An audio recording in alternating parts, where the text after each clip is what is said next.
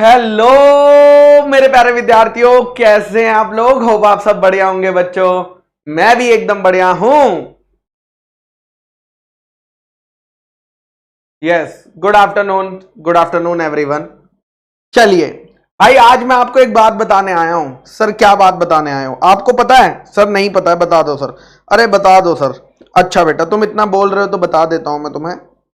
ठीक है, okay sir. हाँ, तो मैं ये बताने आया हूं बच्चों कि गोट के घर में देर है, अंधेर नहीं। क्या कहा मैंने? गोट के घर में देर है, अंधेर नहीं। मैंने नितिन सर को कहा कि नितिन सर, बच्चे मुझे गरीब टीचर कहते हैं कि आईपैड को पोचा मार के चलाते हैं। सर अगर आपकी कृपा हो जाए तो क्या मुझे एक नया आईपैड मिल सकता है? तो भाई नितिन सर, जो कि गोट हैं, आप जानते हो, ठीक है, उन्होंने बेटा गरीब को एक नया आईपैड गिफ्ट कर दिया। देख रहे हो कितने प्यारे हैं आपके नितिन सर।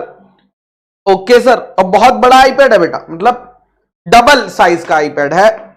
सर ये आप हमें क्यों बता रहे हो? मैं ये इसलिए तुम्हें बता रहा हूं क्योंकि तुम भी नितिन सर से मांगोगे तो वो तुम्हें मना नहीं करेंगे। सर हम भी आईपैड मांग ले। अरे नहीं यार, तुम्हें सर ने बताया होगा कि दिल्ली में ऑफलाइन मैराथन हो रही है फाउंडेशन की, हाँ या ना? बताया है।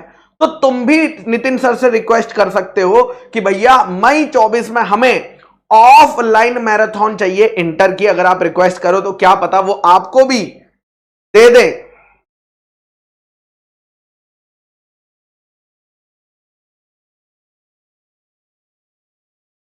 है ना? तो बहुत ज्यादा जरूरी है। और इसके साथ उन्होंने मुझे एक पेंसिल भी दिलाई है जिससे मैं अब लिख सकता हूं। तो बहुत ही बढ़िया है। और स्टोरेज की तो बात ही मत करो। मैंने सर को कहा कि सर मेरे पास जो है उसमें 32 GB स्टोरेज है सर, उसमें बच्चों की सारी फाइल नहीं आती। तो सर ने पता है क्या करा? 1 TB स्टोरेज। भाई साहब Nitin sir, thank you Nitin sir, आप सच में एक गोट हैं सर।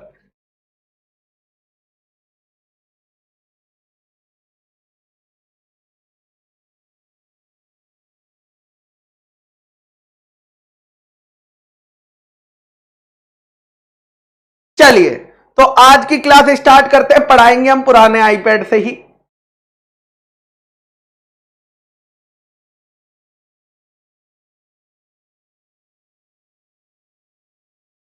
ठीक है, ओके सर। सर पढ़ा हम आज भी पुराने आईपैड से ही रहे हैं सर क्यों? अरे यार वो डेटा वेटा ट्रांसफर करना पड़ेगा, बहुत टाइम लगेगा।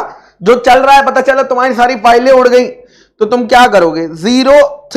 03 अरे नहीं यार, आज लेक्चर नंबर 02 है।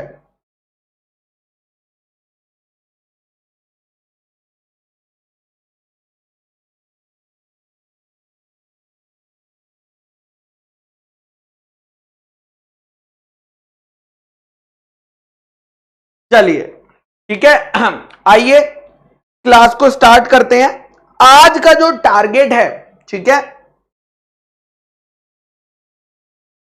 चलिए आज का जो टारगेट है, टूडेज टारगेट, ज्यादा बड़ा टारगेट मैं नहीं लाया हूं। हो सकता है छुट्टी भी आज आपकी जल्दी कर दूं अगर पूरा हो जाए तो। वैसे होता तो नहीं है बट ठीक है। सेक्शन नंबर 89 पढ़ेंगे और सेक्शन नंबर 90 पढ़ेंगे। ठीक है, आज का टारगेट बस ये 2 सेक्शन का है।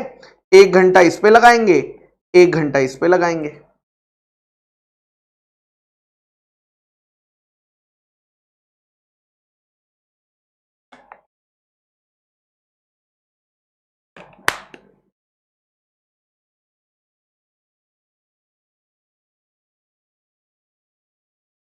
चलिए तो स्टार्ट करें। यस सर, हमने सेक्शन 89 का बेसिक कॉन्सेप्ट स्टार्ट कर दिया था। बेसिक कॉन्सेप्ट में मैंने कुछ आपको एग्जाम्पल दिए थे, अगर आपको याद होंगे तो। एग्जाम्पल नंबर 1 जिसमें मैंने आपको बताया था कि एक कंपनी थी एक्स लिमिटेड और एक राजू था और एक कंपनी थी जेड प्राइवेट लिमिटेड। जिसमें क्या हुआ था बेटा? एक्स लिमिटेड, यहां पर टोटल 10,000 शेयर्स थे, जिसमें से 9999 शेयर्स किसके पास थे? एक्स लिमिटेड के पास थे। और एक शेयर किसके पास था? राजू के पास था, क्योंकि मिनिमम लॉ बोलता है कि 2 होने चाहिए।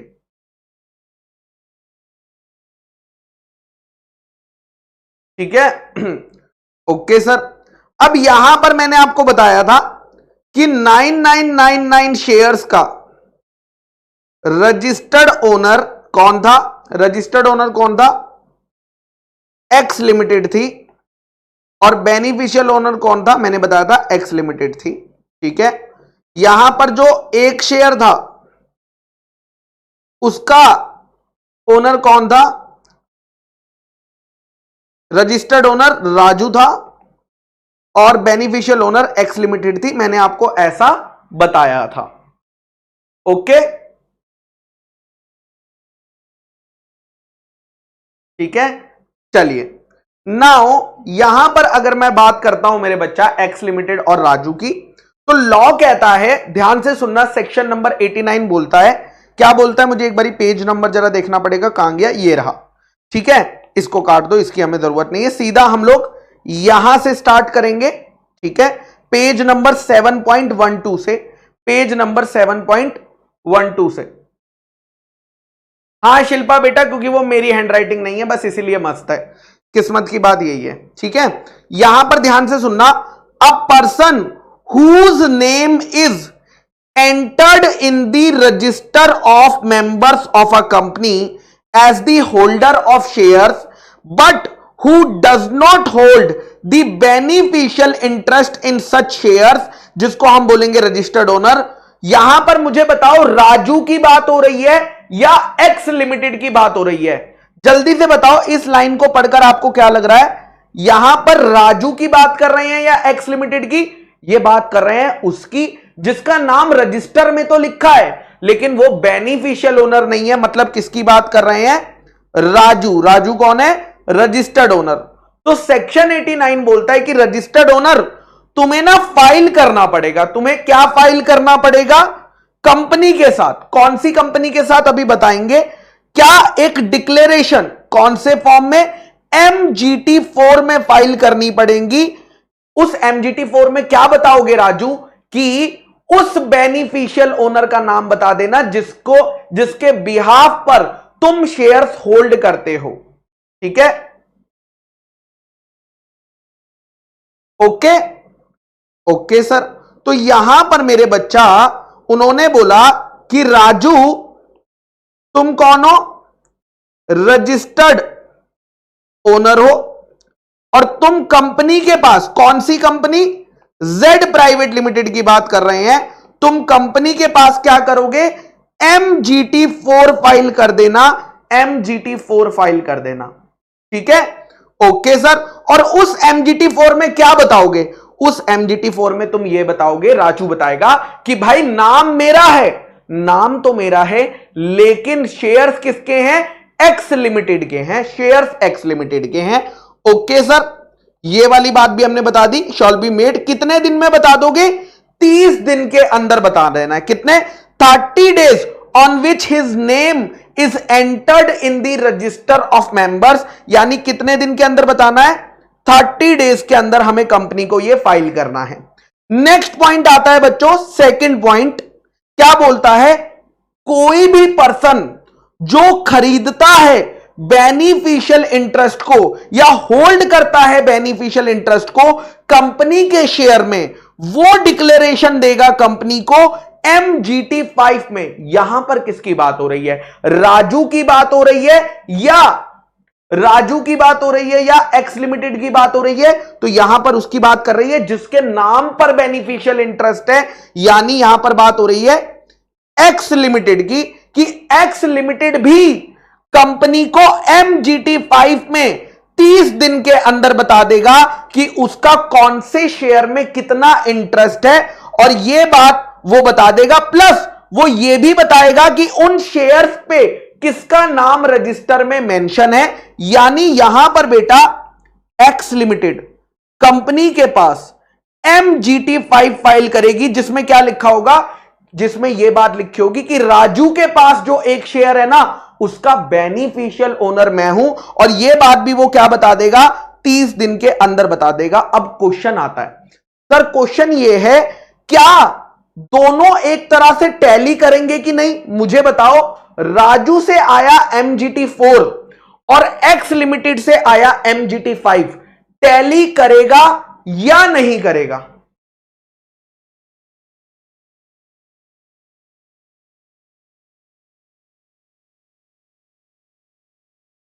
टैली करेगा कि नहीं? राजू के MGT4 में लिखा होगा मेरा शेयर है मेरे नाम पर, बट एक्स लिमिटेड को बिलोंग करता है, और एक्स लिमिटेड के MGT5 में लिखा होगा शेयर भले ही राजू के नाम पर है, बट उसका बेनिफिशियल ओनर मैं हूं। तो ये क्रॉस चेकिंग हो जाएगी, क्रॉस चेकिंग हो जाएगी। और अगर फ्यूचर में कोई भी चेंज होगा तो क्या वो चेंज भी हमें कंपनी को बताना पड़ेगा? The answer is yes. अगर फ्यूचर में कोई चेंज होता है, नेक्स्ट पॉइंट उसी का है, where any change occurs, occurs मतलब happens in the beneficial interest, किसी भी शेयर के बेनिफिशियल इंटरेस्ट में अगर चेंज होता है तो फिर से चाहे वो रजिस्टर्ड ओनर हो चाहे बेनिफिशियल ओनर हो, उसको 30 दिन के अंदर यह डिक्लेरेशन कंपनी के अंदर देनी होगी। यह डिक्लेरेशन कंपनी को 30 दिन के अंदर देनी होगी। और कंपनी क्या करेगी? मुझे बताओ, कंपनी बेटा इन डिक्लेरेशंस को क्या करेगी? नोट डाउन कर लेगी। किसमें नोट डाउन कर लेगी? अपने रजिस्टर ऑफ मेंबर्स में नोट डाउन कर लेगी। और नोट डाउन करने के बाद क्या करेगी? वही जो हमेशा करती आई है, ROC को बता देगी। ROC को बता देगी कंपनी। कितने दिन के अंदर ROC को बता देगी? बेटा 30 दिन के अंदर। The company shawl file with in 30 days MGT6। MGT6 company जो है, MGT6 30 दिन के अंदर किसको बता देगी? ROC को बता देगी। तो पूरे सेक्शन का क्रक्स यही है कि रजिस्टर्ड ओनर भी कंपनी को बताएगा, बेनिफिशियल ओनर भी कंपनी को बताएगा, कंपनी उसको नोट डाउन करेगी। नोट डाउन करने के बाद वो ROC को क्या करेगी? 30 दिन के अंदर बता देगी। 30 दिन के अंदर बता देगी।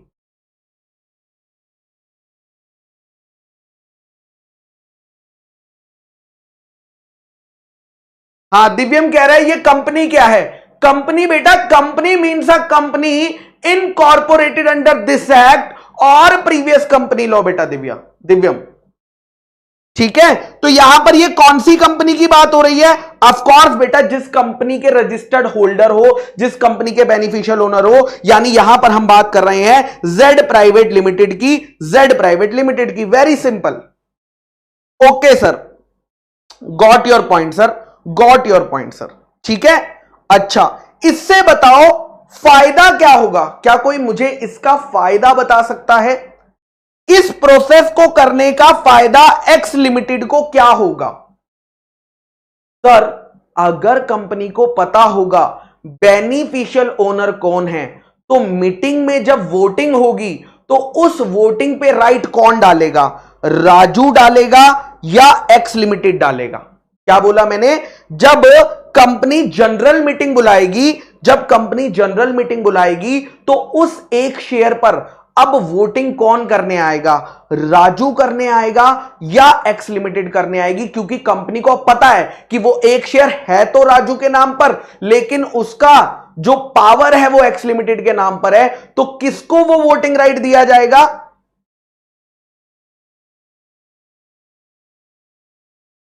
एक्स लिमिटेड को दिया जाएगा।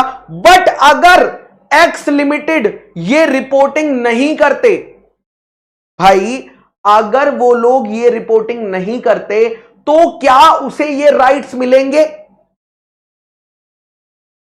क्या उसे ये राइट्स मिलेंगे? The answer is no. The answer is no. तो लॉ कहता है यही बात। देखो, अगर डिक्लेरेशन नहीं दी बेनिफिशियल ओनर ने, अगर एक्स लिमिटेड ने डिक्लेरेशन नहीं दी तो कोई भी राइट जो उसको मिलना चाहिए था वो उसे नहीं मिलेगा, वो उसे नहीं मिलेगा। That right shawl not be enforceable. हां, डिक्लेरेशन दे दी तो तुम अपने राइट्स ले सकते हो क्योंकि कंपनी को पता है कि रियल ओनर तुम हो, लेकिन अगर तुमने ये डिक्लेरेशन नहीं दी तो तुम्हें कोई भी राइट नहीं मिलेगा क्योंकि कंपनी को पता ही नहीं है कि तुम बेनिफिशियल ओनर हो।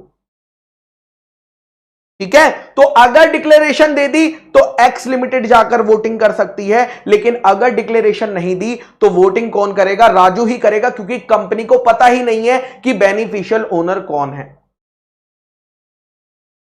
ठीक है, ओके सर। उसके बाद कुछ लोगों को यह डिक्लेरेशन फाइल करने की जरूरत नहीं होती। मैं सिंपल सी बात आपको बता देता हूं, ध्यान से सुनना। मुझे बताओ, यह पब्लिक है जो सब जानती है, ये पब्लिक है बेटा। कौन है? पब्लिक। पब्लिक ने म्यूचुअल फंड में 100 करोड़ रुपए लगाया। पब्लिक ने म्यूचुअल फंड में 100 करोड़ रुपए लगाया और म्यूचुअल फंड ने ए लिमिटेड में 100 करोड़ रुपया लगाया। मान लो, वैसे तो अलग अलग कंपनियों में लगेगा। मुझे बताओ यहां पर नाम किसका लिखा होगा? ए लिमिटेड के रजिस्टर्ड में, ए लिमिटेड के रजिस्टर में नाम किसका लिखा होगा? म्यूचुअल फंड का लिखा होगा। यस और नो? क्योंकि पैसा म्यूचुअल फंड ने लगाया है, लेकिन अल्टीमेटली डिविडेंड किसके पास जाने वाला है? अल्टीमेटली पैसा किसके पास जाने वाला है?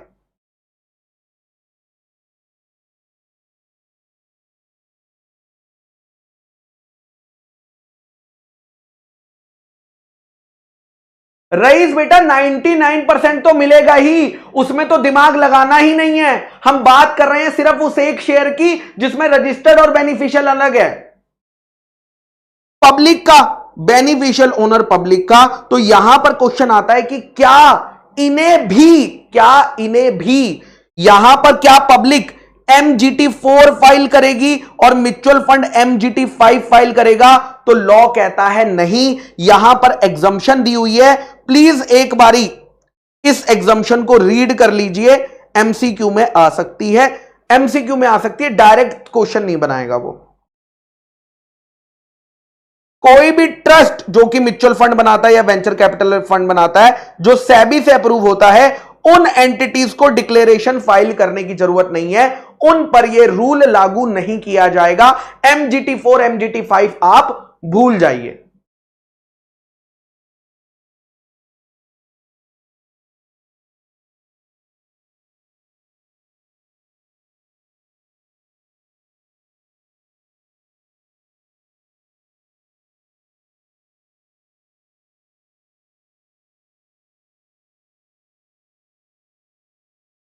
ठीक है, ओके सर। अब आपको याद कराता हूं एक बचपन वाला प्रोविजन जो हमने डिविडेंड चैप्टर में पढ़ा था। डिविडेंड चैप्टर में हमने एक प्रोविजन पढ़ा था मेरे बच्चों, क्या? कि कंपनी डिविडेंड किसको पे करेगी? याद दिलाना मुझे। हमने डिविडेंड चैप्टर में एक प्रोविजन पढ़ा था, कंपनी डिविडेंड किसको पे करती है? रजिस्टर्ड शेयर होल्डर को या बेनिफिशियल शेयर होल्डर को? याद दिला दो बस मुझे, कंपनी डिविडेंड किसको पे करती है? मुझे याद सा नहीं आ रहा है, हमने पढ़ा तो था कंपनी डिविडेंड किसको पे करती है। वहां पर मैंने आपको 3 ऑप्शन बताए थे, एक रजिस्टर्ड मेंबर को, एक और हिज ऑर्डर पे, अगर उसने कुछ ऑर्डर दिया है उसको, और एक और हमने पढ़ा था उसके बैंक को। यस और नो? यही पढ़ा था हमने।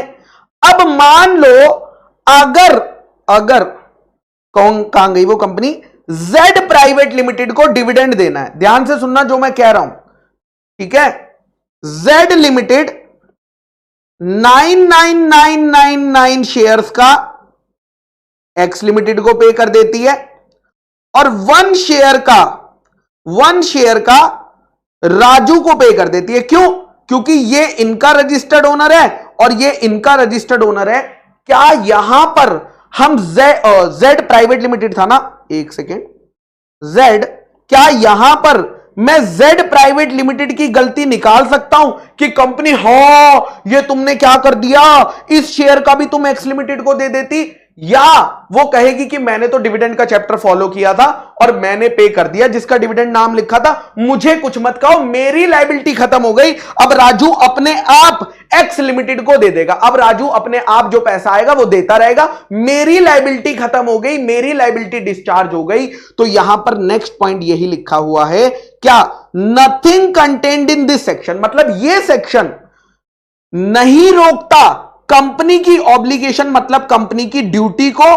क्या कंपनी की क्या ड्यूटी थी? कंपनी की ड्यूटी थी कि वो डिविडेंड अपने मेंबर्स को पे करे, और वो ड्यूटी खत्म हो जाएगी, डिस्चार्ज हो जाएगी अगर वो पेमेंट कर देगी अपने रजिस्टर्ड मेंबर को।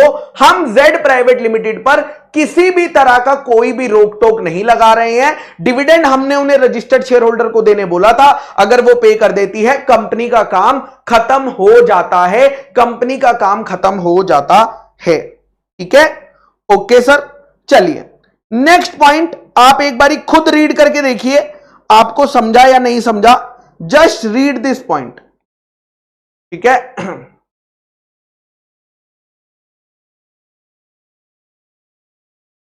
इट डिपेंड संतोष। अभी मैं एक और एग्जांपल लूंगा, वेट करो, एक और एग्जांपल लूंगा, डोंट वरी। आंचल बेटा प्रेजिडिस का मतलब होता है अगेंस्ट। ठीक है, विकास बिल्कुल देना तो चाहिए, अगर शेयर उसको बिलोंग नहीं करते, अगर मेरे पास आपका कोई पैसा आता है तो मुझे आपको देना चाहिए।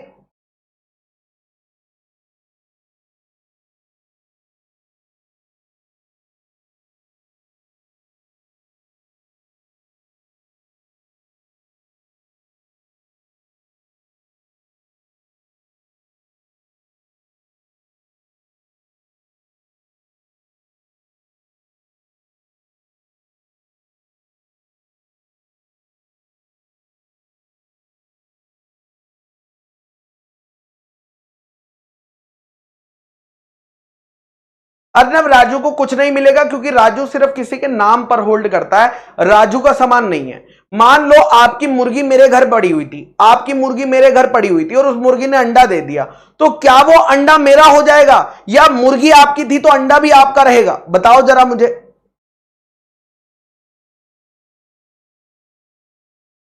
आप मेरे घर पे अपनी मुर्गी 2 दिन के लिए छोड़ गए, मुर्गी किसकी थी? आपकी थी।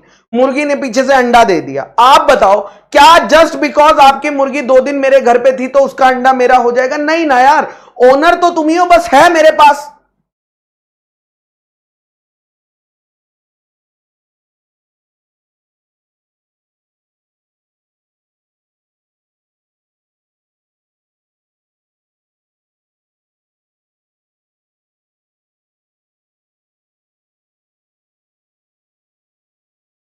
चलिए ध्यान से सुनिएगा मेरी बात, फिर से मैं नेक्स्ट पॉइंट पे जा रहा हूं, इस पॉइंट को प्लीज ध्यान से सुनिएगा। ठीक है, जो मैं कहने जा रहा हूं, हमें शेयर खरीदने पे क्या मिलता है? हमें शेयर्स खरीदने पे क्या मिलता है? मैंने आपको बताया था बंडल ऑफ राइट्स मिलते हैं, बंडल ऑफ राइट्स मतलब मल्टीपल राइट्स मिलते हैं। ठीक है, ओके। अब यहां पर मान लो गुरप्रीत सर ने रिलायंस इंडस्ट्रीज के, गुरप्रीत सर ने रिलायंस इंडस्ट्रीज के 10,000 शेयर्स खरीद लिए। क्या खरीद लिए? 10,000 शेयर्स खरीद लिए। मैं आपसे पूछना चाहता हूं मेरे बच्चा, ये जो 10,000 शेयर्स गुरप्रीत सर ने परचेस करे हैं, ये मैंने कंपनी में वोटिंग करने के लिए परचेस करे होंगे या मेरा इंटेंशन डिविडेंड कमाने का होगा? सर यहां पर हमारा नॉर्मली इतनी बड़ी कंपनियों में, क्योंकि हमारी वोटिंग से ज्यादा फर्क पड़ता नहीं है, हम छोटे इन्वेस्टर हैं, तो नॉर्मली हमारा इंटेंशन क्या होता है यहां पर? To earn dividend. मैं या तो डिविडेंड कमाना चाहता हूं या उनको जब वो बढ़ जाएंगे, जब वो रिलायंस के अगर शेयर फ्यूचर में बढ़ जाएंगे तो उन्हें बेचकर कैपिटल गेन्स कमाना चाहता हूं जिसपे तुम भैया टैक्स भरोगे। Correct, okay sir. तो यहां पर मुक्कू भाई आते हैं मेरे पास। कौन आते हैं? मुक्कू भाई। और मुक्कू भाई आकर ये कहते हैं कि गुरप्रीत, मैंने कहा हां मुक्कू भाई, यार देख तेरे पास कंपनी के 10,000 शेयर है। मैंने कहा हां। कह रहा तू कभी वोटिंग करने जाता है? मैंने कहा अरे टाइम ही नहीं मिलता वोटिंग करने का, पूरा दिन बच्चों के पढ़ाने में निकल जाता है। तो कह रहा यार मेरे पास एक ऑफर है। मैंने कहा क्या ऑफर है? कह रहा मैं तुझे पैसे देता हूं, तू मेरे साथ एग्रीमेंट कर। मैंने कहा क्या एग्रीमेंट कर? कि इन 10,000 शेयर्स का जो वोटिंग राइट है वो तू मेरे कहने पे डालेगा, वोटिंग राइट्स तू मुझे दे दे। मैंने कहा बाकी कोई राइट नहीं चाहिए तुम्हें? कह रहा ना ना बाकी कोई राइट नहीं चाहिए, सिर्फ और सिर्फ, ठीक है, सिर्फ और सिर्फ हमें क्या दे दे? वोटिंग राइट दे दे। क्यों? मुक्कू भाई को डिविडेंड नहीं चाहिए। कह रहा पैसा बहुत जीवन में मेरे पास, पैसे की कमी नहीं है, ये डिविडेंड विविडेंड नहीं, कंपनी में अपने को मांगता है कंट्रोल। क्या? कंट्रोल। तो मुझे क्या चाहिए? वोटिंग राइट्स तू ट्रांसफर कर दे, बाकी सारे राइट्स तू अपने पास रख, डिविडेंड, बोनस, राइट, शेयर, सारे राइट्स तू रख, बस मुझे वोटिंग का राइट दे दे। मैंने कहा ठीक है, एक एग्रीमेंट एंटर कर लेते हैं। हमने एग्रीमेंट बनाया जिसमें मैंने अपने वोटिंग राइट्स उनको ट्रांसफर कर दिए। ठीक है, जिसमें मैंने क्या किया? अपने वोटिंग राइट्स उनको ट्रांसफर कर दिए। Okay sir. नाउ यहां पर, ठीक है, इस केस में क्या होगा? इस केस में भैया ओहो हो लॉ बोलता है मुक्कू भाई के पास ऑल राइट्स हैं या एनी ऑफ द राइट्स हैं। सोच कर बताना, मुक्कू भाई के पास इन 10,000 शेयर्स के सारे राइट्स आ गए या सिर्फ वोटिंग राइट्स आए हैं?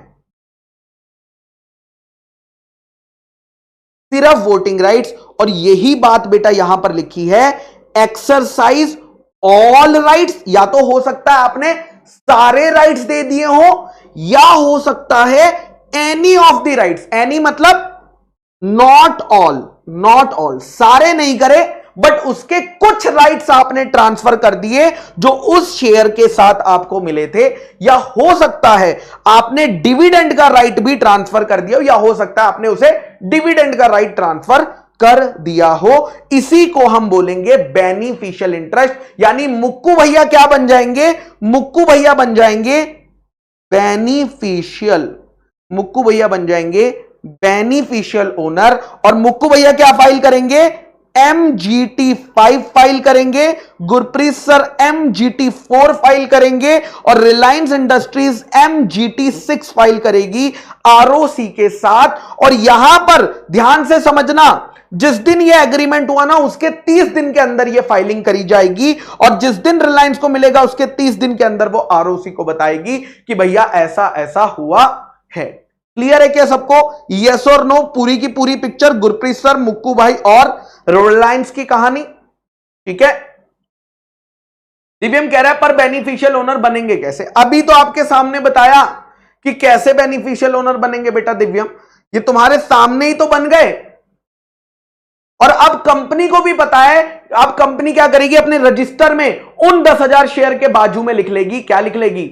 नाम तो लिखा होगा गुरप्रीत सर का, लेकिन बाजू में लिख लेगी मुक्कू भैया। यस जय, that can also be transferred.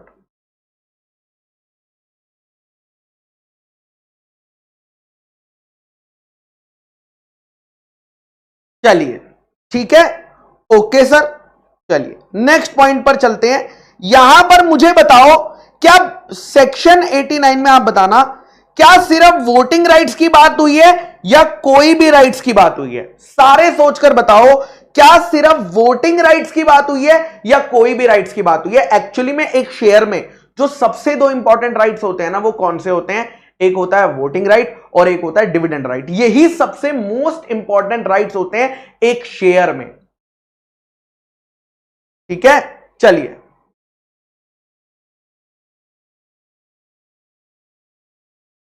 आइए। ठीक है, अब ये वाला पॉइंट आपको नहीं पढ़ना है, आपको सिर्फ ये पढ़ना है कि गवर्नमेंट कंपनी को सेक्शन 80 अप्लाई नहीं होता है। बाकी नीचे वाला पॉइंट भी कट कर दीजिए, यानी सेक्शन 89 गवर्नमेंट कंपनी को अप्लाई नहीं होता, मतलब गवर्नमेंट कंपनी में ये MGT 4, MGT 5, MGT 6 का घपला नहीं होता है। बस इतना पॉइंट आपको याद रखना है। In case even next section 90 जो हम पढ़ेंगे वो भी अप्लाई नहीं होगा, वो भी अप्लाई नहीं होगा। ठीक है, तो अमन गोयल, जो तुम्हारा डाउट आया था कि क्या सारी कंपनियों को ये लगेगा, तो बेटा तुम्हारे डाउट का आंसर तुम्हें मिल गया होगा। पेज नंबर 7.14 पे दिया हुआ है अमन बेटा, यहां पे 4 बार स्टार मार्क लगा लेना सिर्फ आप, कि in case of government company section 89 shawl not apply. Manpreet, अगर मैंने कोई चीज ट्रांसफर कर दी है तो क्या अब वो मेरी है या किसी और की हो गई? ठीक है, ओके सर। उसके बाद आती है बच्चों इस सेक्शन की पेनल्टी। इस सेक्शन की पेनल्टी क्या बोलती है? 2 काइंड्स ऑफ पेनल्टी दी हुई है। पहली पेनल्टी किसके लिए है? पहली पेनल्टी है बेटा रजिस्टर्ड ओनर और बेनिफिशियल ओनर के लिए।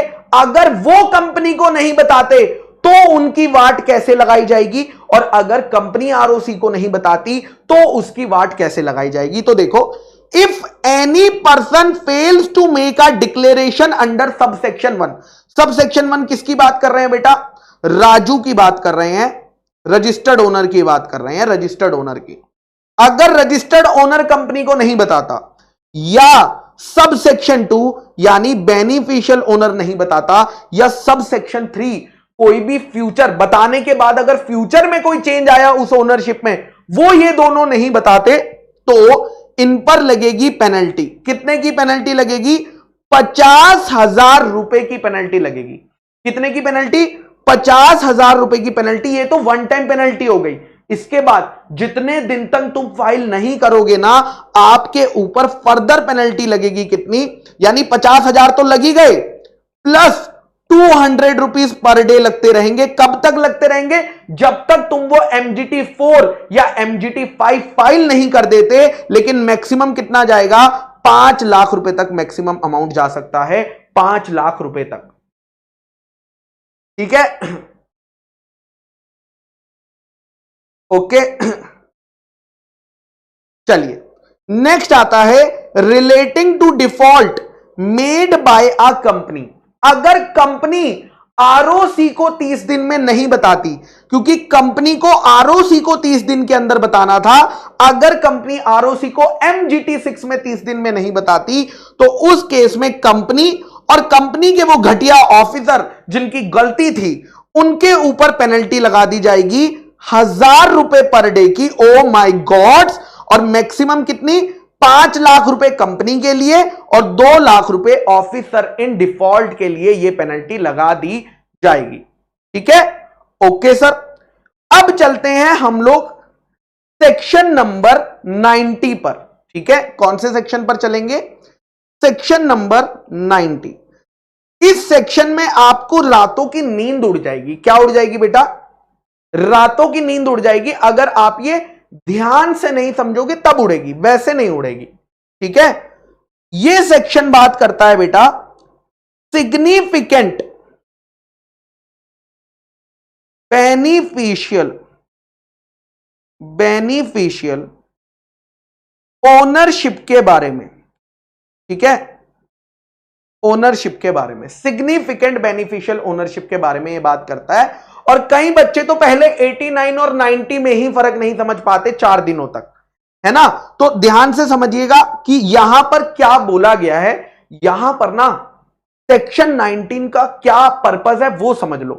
सेक्शन 19 का ये पर्पस है, ठीक है, सेक्शन 19 का क्या पर्पस है, सेक्शन 19 का ये पर्पस है कि हम ये जानना चाहते हैं कि कंपनी को अल्टीमेटली कौन सा इंसान कंट्रोल कर रहा है। क्या जानना चाहते हैं हम, कि कंपनी को कौन सा इंसान इनडायरेक्टली कंट्रोल कर रहा है। देखो, अगर मैं बोलूं, आप ध्यान से सुनना जो मैं बात कहना चाहता हूं, प्लीज अंडरस्टैंड दिस पॉइंट। ठीक है, एक कंपनी है एक्स लिमिटेड,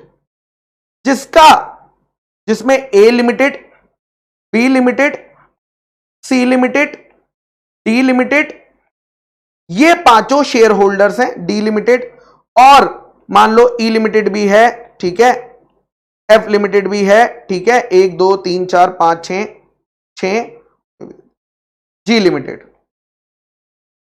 यहां पर आप जानते हो कि भाई ये सारे क्या हैं, ओनर्स हैं कंपनी के, ये सारे क्या हैं, ओनर्स हैं कंपनी के।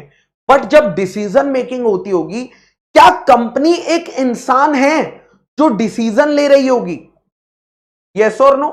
क्या कंपनी एक इंसान है जो डिसीजन नहीं ले रही होगी?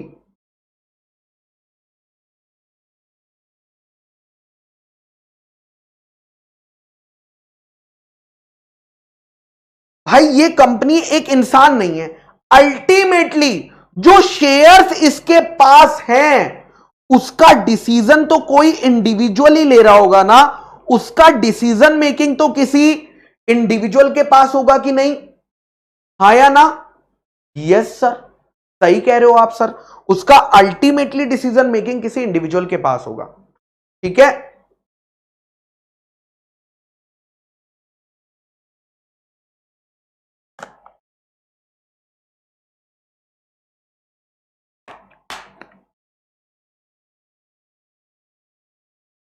है ना।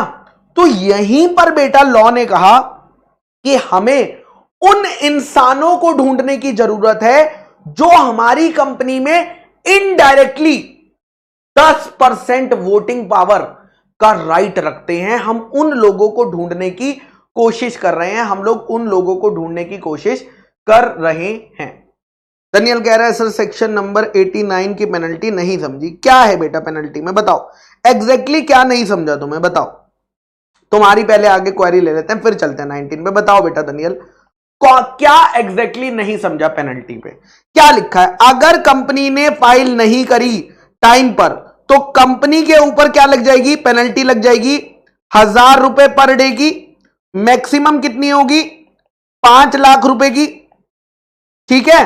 और ऑफिसर इन डिफॉल्ट के ऊपर लग जाएगी 1000 रुपए पर डे की और मैक्सिमम कितनी होगी, 2 लाख रुपए की। इसमें क्या कौन सा कॉन्सेप्ट है जो मैं नहीं समझा पाया, कौन सा कॉन्सेप्ट नहीं समझा पाया ये बता दो।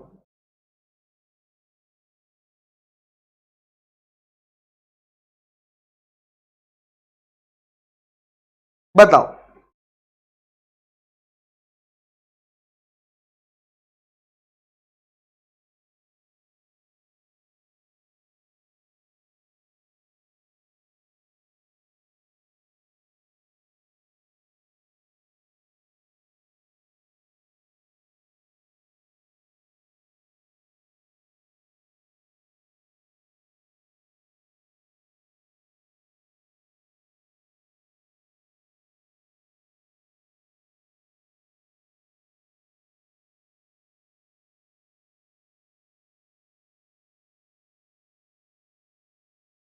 तुमने यही वाला पॉइंट तो कहां 50,000 दिए इस पॉइंट में, बोलो। कंपनी के ऊपर 1000 रुपए पर डे लगेगा, ऑफिसर इन डिफॉल्ट के ऊपर 1000 रुपए पर डे लगेगा, मैक्सिमम 5 लाख, मैक्सिमम 2 लाख, बात खत्म हो गई। और यहां पर जो पेनल्टी है वो कंपनी के ऊपर नहीं है, वो registered owner and beneficial owner की पेनल्टी है। इसके ऊपर बेटा, इसके ऊपर रजिस्टर्ड ओनर राजू और एक्स लिमिटेड की पेनल्टी बताई हुई है, ठीक है। ये अलग इंसान के लिए है, ये अलग, ये राजू ने अगर कंपनी को नहीं बताया या एक्स लिमिटेड ने कंपनी को नहीं बताया जेड प्राइवेट लिमिटेड को, ये उसकी पेनल्टी है। और जेड प्राइवेट लिमिटेड ने कंपनी को नहीं बताया, वो उसकी पेनल्टी है।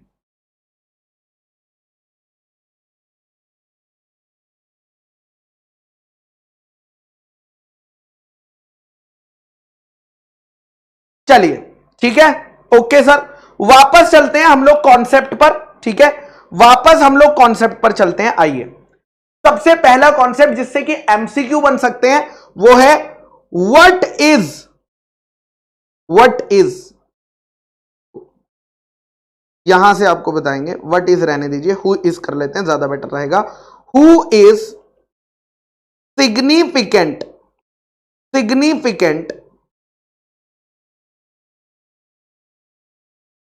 बेनिफिशियल ओनर, ठीक है। ये एमसीक्यू के पर्पस के लिए इंपॉर्टेंट है, इसलिए थोड़ा सा हम डिटेल में समझेंगे। यहां पर आप क्या करेंगे, ऊपर के जो पैराज हैं उसको कट कर दीजिएगा, ठीक है। ऊपर के पैराज को कट कर देंगे, सिर्फ यहां से आपको रीड करनी है, यहां से आपको रीड करनी है डेफिनेशन, ठीक है। ओके सर, यहां पर बोला है the term significant beneficial owner का मतलब होता है, सबसे पहली पार्ट वो एक इंडिविजुअल को ढूंढना चाहते हैं। अगर आप ध्यान से समझेंगे, सिग्निफिकेंट बेनिफिशियल ओनर का सबसे पहला पॉइंट क्या है कि वो एक इंडिविजुअल को ढूंढना चाहते हैं, इंडिविजुअल को ढूंढना चाहते हैं, ठीक है। कंपनी बेनिफिशियल ओनर हो, हमें कोई लेना देना नहीं, हम अल्टीमेटली उस इंसान को ढूंढना चाहते हैं जो कंपनी का इंडिविजुअल सिग्निफिकेंट बेनिफिशियल ओनर है। ओके सर, या तो वो अकेले या वो किसी के साथ मिलकर या वो किसी पर्सन के थ्रू क्या कर रहा है, कंपनी के अंदर मिनिमम 10% शेयर्स होल्ड करता है। पहला पॉइंट है, मिनिमम 10% शेयर होल्ड करता है या तो इनडायरेक्टली करता है या इनडायरेक्टली प्लस डायरेक्टली करता है। सर कद्दू समझा, बेटा कद्दू ही समझेगा जब अभी तक थोड़ा सा ध्यान दोगे तब समझेगा।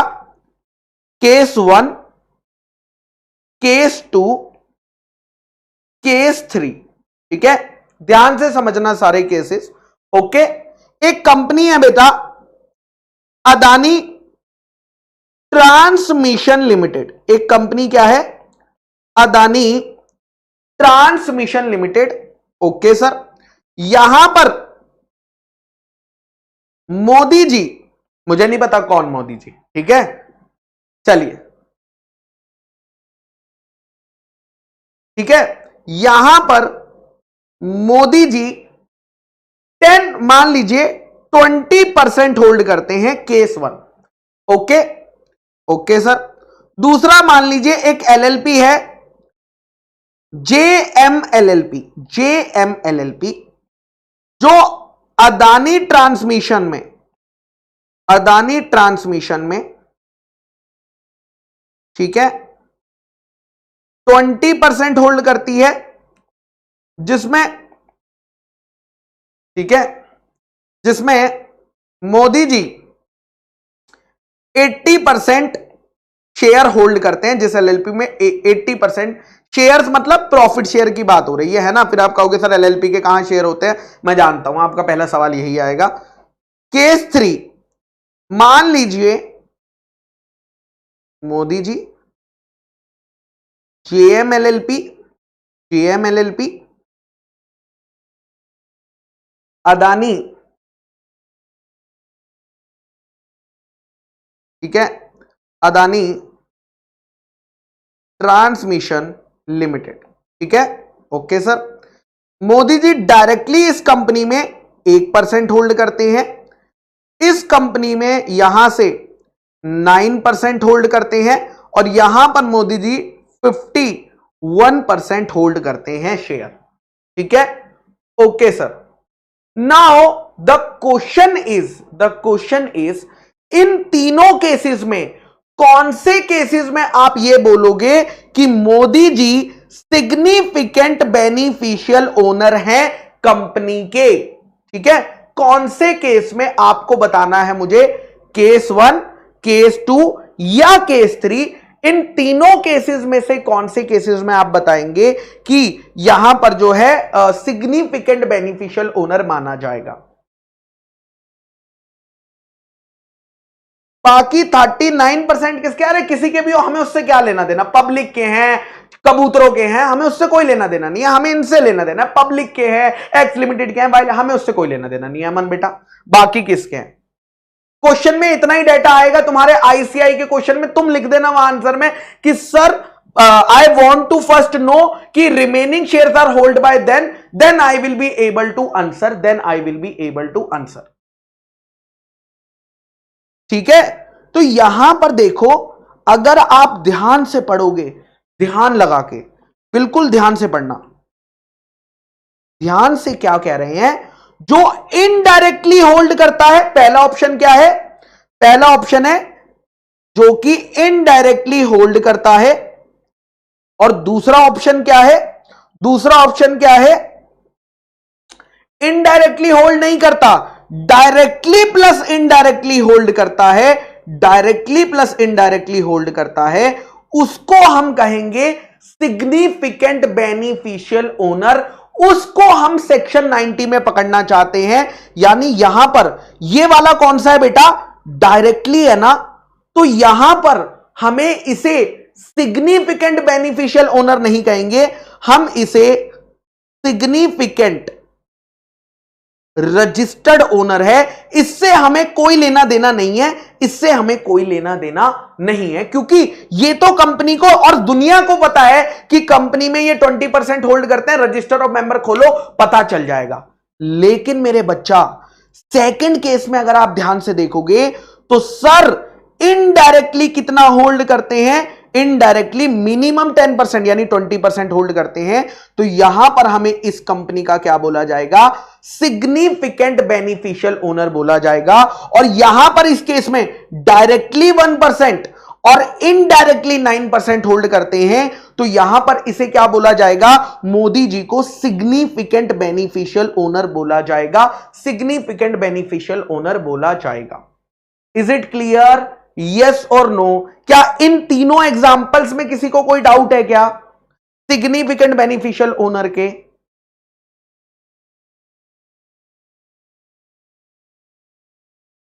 लेकिन इस वाली एंटिटी में मोदी जी का मिनिमम 51% स्टेक होना चाहिए एलएलपी में, तभी वो नीचे काउंट होगा।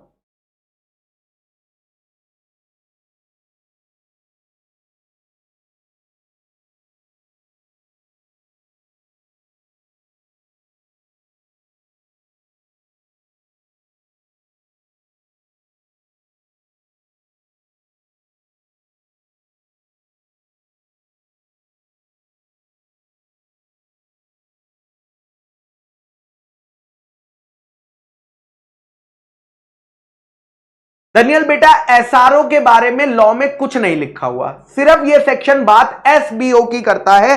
अगर आप ये लाइन रीड कर लोगे ना, आपको ज्यादा बेटर क्लियर हो जाएगा। रुको, मैं आपको एक लाइन, ये वाली लाइन आप रीड कर लो, ये लाइन आप रीड कर लो जो मैं हाईलाइट करता हूं, आपको ज्यादा क्लियर हो जाएगा। ये देखो, मैंने जो पार्ट हाईलाइट किया है उसको रीड करो, आपको और क्लियर हो जाएगा।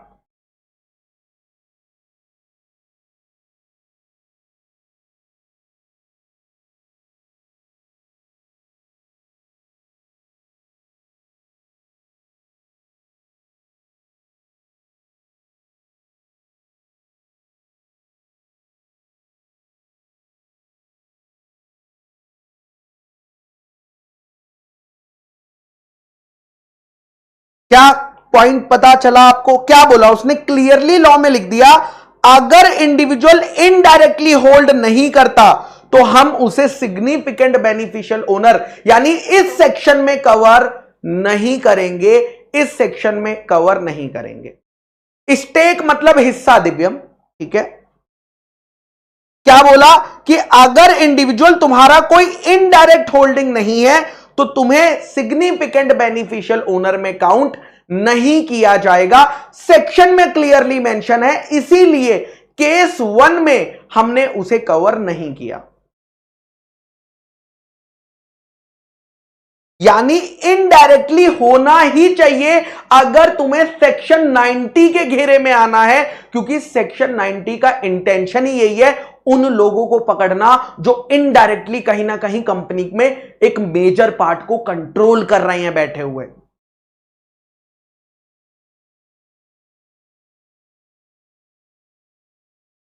नहीं आर्यन बेटा, आपको नीचे मिल जाएगा लिखा हुआ नहीं।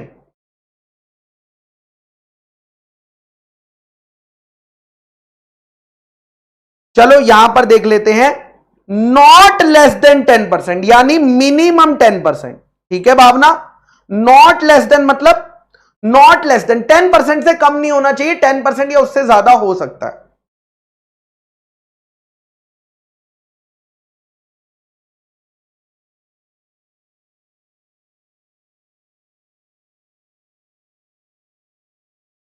केस 3 नहीं समझा बेटा, केस 3 में आपको क्या नहीं समझा? ये मोदी जी हैं, ये एलएलपी है, एलएलपी इसमें इस कंपनी में 9% होल्ड करती है, मोदी जी इसमें मान लो 70% कंट्रोल करते हैं, और यहां पर वो कंपनी में डायरेक्टली 1% होल्ड करते हैं। तो मुझे बताओ डायरेक्टली कितना करते हैं? 1%, प्लस इनडायरेक्टली कितना करते हैं? यहां पर लिख लेंगे 9%। 1 + 9 कैलकुलेटर लो, 10%। क्या मोदी जी के पास डायरेक्टली प्लस इनडायरेक्टली 10% का कंट्रोल है? The answer is yes. अगर उनके पास 10% का कंट्रोल है तो लॉ कहेगा उनको हम क्या बोल देंगे? एसबीओ।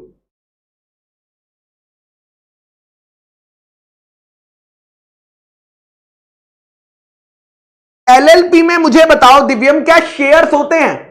एलएलपी में मुझे बताओ क्या शेयर्स होते हैं क्या?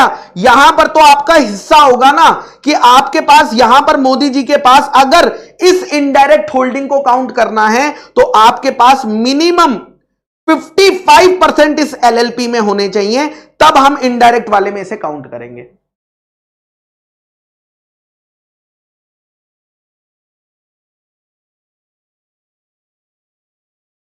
ठीक है, तो यहां पर एलएलपी में मिनिमम मोदी जी का कितना होना चाहिए?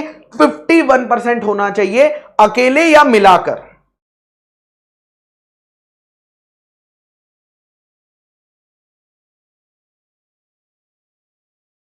Is it clear? बट अगर मान लो मोदी जी का एलएलपी में सिर्फ 49% हिस्सा होता, मोदी जी का एलएलपी में 49% हिस्सा होता और वो कंपनी में सिर्फ इसमें 49 करते, यहां पर 9% होता और यहां पर 1% होता, तो इस केस में हम उन्हें एसबीओ में नहीं करते क्योंकि ये इनडायरेक्ट होल्डिंग में नहीं आता। ठीक है, इज इट क्लियर? यस और नो? यहां पर मिनिमम कितना होना चाहिए? मिनिमम 51% स्टेक होना चाहिए।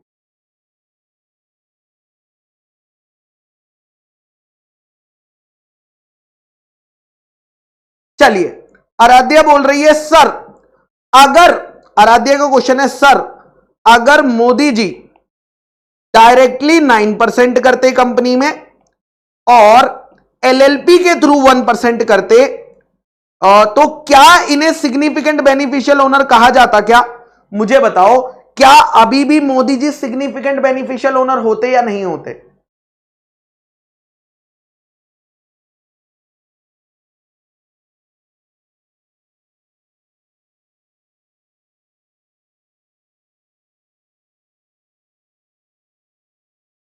भाई डायरेक्टली 9%, इनडायरेक्टली 1%, टोटल 10%, बोल दो एसबीओ, बोल दो एसबीओ।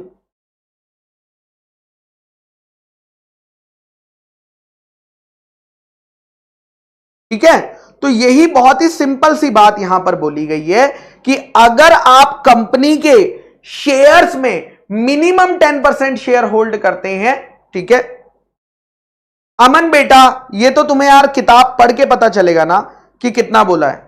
मोर देन 1/2 बोला है, मोर देन 1/2 मतलब मोर देन 50% बोला हुआ है, यहां पर लिखा हुआ है। ठीक है, इसको रीड कर लेना अमन, पेज नंबर नेक्स्ट पे आएगा 7.16। मोर देन 1/2 मतलब मोर देन 50% आपको चाहिए होता है। ठीक है,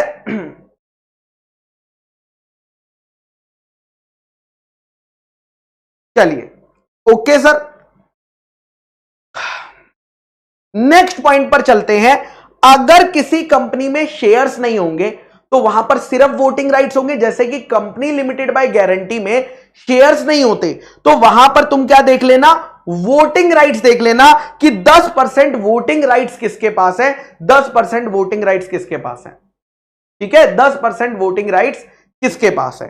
उसके पास, जिसके पास राइट टू रिसीव और participate in not less than, या आपके पास डिविडेंड में मिनिमम 10% डिविडेंड लेने का राइट है, तो भी आप सिग्निफिकेंट बेनिफिशियल ओनर में आओगे। या तो आपके पास कंपनी के 10% मिनिमम शेयर है डायरेक्टली प्लस इनडायरेक्टली, या ओनली डायरेक्टली, या आपके पास वोटिंग राइट्स है, या आपके पास डिविडेंड लेने का राइट है, तो इस केस में लॉ कह रहा है हम तुम्हें क्या बोलेंगे? सिग्निफिकेंट बेनिफिशियल ओनर बोलेंगे। सर क्या ऐसा प्रैक्टिकल लाइफ में होता होगा क्या? ठीक है सर, क्या ऐसा प्रैक्टिकल लाइफ में होता होगा क्या?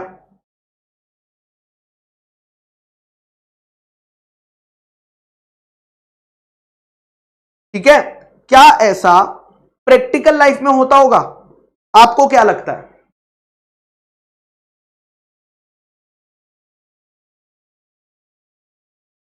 तो मैं आपको एक प्रैक्टिकल एग्जांपल देता हूं। एक कंपनी है रिलायंस इंडस्ट्रीज लिमिटेड, क्या आपने इसका नाम सुना है? ठीक है, नाम सुना है इस कंपनी का? रिलायंस इंडस्ट्रीज लिमिटेड नाम है इस कंपनी का। इसमें लोग हैं, एक है मुकेश अंबानी, मैं आपको नाम बताते चलता हूं। ठीक है, मुकेश अंबानी, हाँ जिंदगी, नीता अंबानी, नीता अंबानी,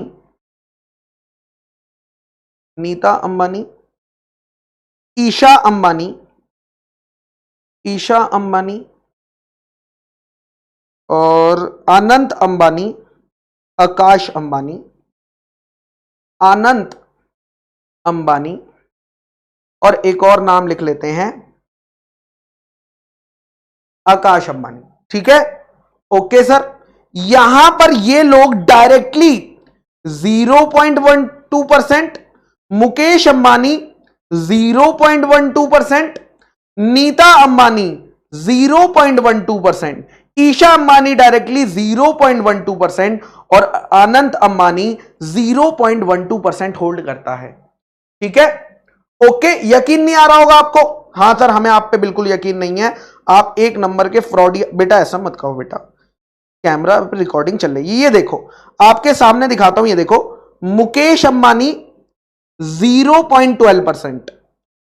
ठीक है, हाईलाइट करते चलता हूं, ज्यादा बेटर रहेगा। मुकेश अंबानी 0.12, नीता अंबानी 0.12, आकाश अंबानी 0.12, अनंत अंबानी 0.12। ठीक है, ओके सर। अब यहां पर इन्होंने क्या करा है, अब कंपनी में ये रियलिटी में तो ज्यादा परसेंट होल्ड करते हैं, बस देखने में आपको लग रहा है 0.12। क्यों? क्योंकि इन्होंने ना बेटा 3-4 नाम की एलएलपी बना रखी है। क्या क्या बना रखी है, मैं अब आपको दिखाता हूं। इसमें इन्होंने एलएलपीज बना रखी है, मैं आपको नाम बताता हूं। एलएलपीज का क्या नाम है, मेजर एलएलपीज ये हैं। एक है श्री चक्रा कॉमर्शियल एलएलपी, एक का नाम क्या है बेटा, एक का नाम है श्री चक्रा कॉमर्शियल एलएलपी, जो रिलायंस में कितना होल्ड करती है, let me tell you the percentage, 11% hold करती है। ठीक है, 11% होल्ड करती है।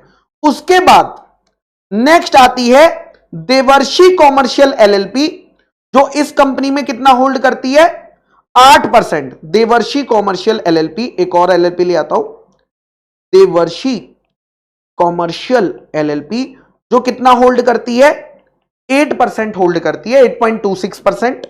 ठीक है, ओके सर। उसके बाद और भी है करुणा कॉमर्शियल, तत्वम कॉमर्शियल, करुणा कॉमर्शियल।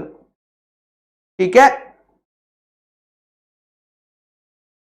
तत्वम कॉमर्शियल, ये भी यहां पर 8%, 8.26 है, ये भी यहां पर 8.26% होल्ड करते हैं। ठीक है, अब इन जो एलएलपी के पार्टनर्स पता कौन है, इन एलएलपी में पार्टनर्स कौन है, ये रहे टल्ला लला। इन एलएलपी के पार्टनर्स अगर आप देखोगे तो सारे यही पार्टनर्स एलएलपी के भी पार्टनर्स बने हुए हैं। तो अगर आप देखोगे डायरेक्टली ये लोग 0.12% होल्ड कर रहे हैं, बट इनडायरेक्टली, ठीक है, इनडायरेक्टली क्या ये ज्यादा हो रहा है क्या 10% से? The answer is yes. तो क्या मैं इनको, आकाश को एसबीओ, मुकेश को एसबीओ, नीता को एसबीओ, ईशा को एसबीओ, अनंत को एसबीओ कह सकता हूं? लॉ कहता है यस। ये लोग कंपनी में दिखाने के लिए 0.12% करते हैं, बट जब तुम्हें सच्चाई पता चली कि अल्टीमेटली ये 0.12 नहीं करते हैं, ज्यादा करते हैं।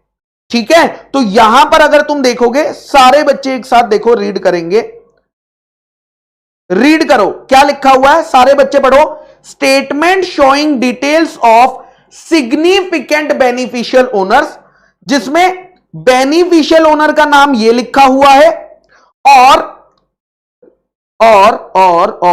रजिस्टर्ड ओनर का नाम ये लिखा हुआ है। देखो तुम्हारे सामने है, तुम खुद पढ़ लो।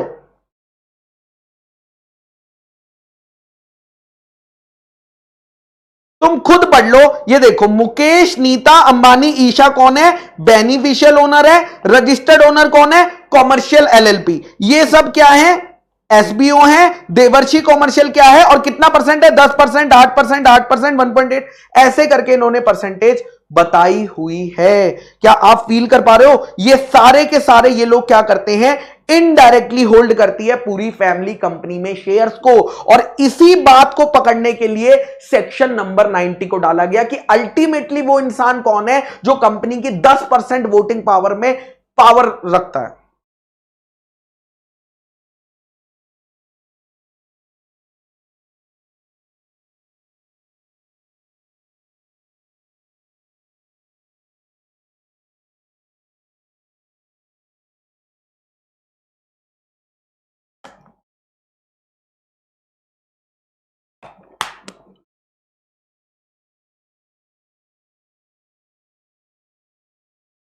चलिए सर, इससे क्या फायदा होता है बेटा? इससे इस कॉन्सेप्ट को बोला जाता है नॉर्मली रिंग फेंसिंग। क्या बोला जाता है? रिंग फेंसिंग कॉन्सेप्ट बोला जाता है इसे। ठीक है, चलिए मोहम्मद बेटा, लेकिन टोटैलिटी में तो उनकी 10% से ज्यादा है ना। अगर मुकेश 2 एंटिटी बना लेगा, एक में 5%, एक में 5%, लेकिन टोटल तो 10% से ज्यादा हो गई ना दोस्त। तुम उसका मेथड ही नहीं समझ रहे हो। ठीक है, तो यहां पर रिंग फेंसिंग में क्या होता है? मान लो मुक्कू भाई ने एक एलएलपी बना रखी है और एलएलपी के नीचे कौन है? रिलायंस। कल को अगर रिलायंस में कोई गड़बड़ होती है, ध्यान से समझना, अगर कल को रिलायंस में गड़बड़ होती है तो नॉर्मली क्या उसके शेयर होल्डर लायबल होते हैं? जल्दी बताओ, क्या रिलायंस में अगर कोई गड़बड़ होती है तो उसके शेयर होल्डर लायबल होते हैं, या शेयर होल्डर की लिमिटेड लायबिलिटी होती है? शेयर होल्डर की लिमिटेड लायबिलिटी होती है सर, शेयर होल्डर की लिमिटेड लायबिलिटी होती है, यानी इस एलएलपी की लायबिलिटी क्या रहेगी? लिमिटेड लायबिलिटी रहेगी। यस और नो? Yes sir. बट आप जानते हो, अगर कंपनी ने, अगर कोर्ट ने कॉर्पोरेट व्हील उठा दिया, अगर कॉर्पोरेट व्हील उठा दिया, तो उसमें क्या होगा? उसमें बेटा आपके मेंबर की लायबिलिटी क्या हो जाती है? अनलिमिटेड हो जाती है। यस और नो? आपके मेंबर की लायबिलिटी क्या हो जाती है? अनलिमिटेड लायबिलिटी हो जाती है, अनलिमिटेड लायबिलिटी। यस सर, आप सही कह रहे हैं, अनलिमिटेड लायबिलिटी हो जाती है। ठीक है, अब यहां पर क्या होगा बेटा? इस केस में ये जो एलएलपी है ना, ये जो एलएलपी है, आप इसको पकड़ लोगे, लेकिन मुक्कू को तो फिर भी नहीं पकड़ पाओगे, क्योंकि लॉ के नजरों में एलएलपी अलग है एंड मुक्कू भाई अलग है। यस और नो? अगर कॉर्पोरेट व्हील उठा कंपनी का तो आप एलएलपी को पकड़ लोगे, लेकिन क्या मुक्कू को फिर भी पकड़ पाओगे? नहीं, क्योंकि मुक्कू तो रिंग फेंसिंग करके बैठा है, अपने ऊपर एक और फेंस बना के बैठा है एलएलपी की, कि मेरे पर्सनल एसेट्स को कोई टच नहीं कर पाएगा।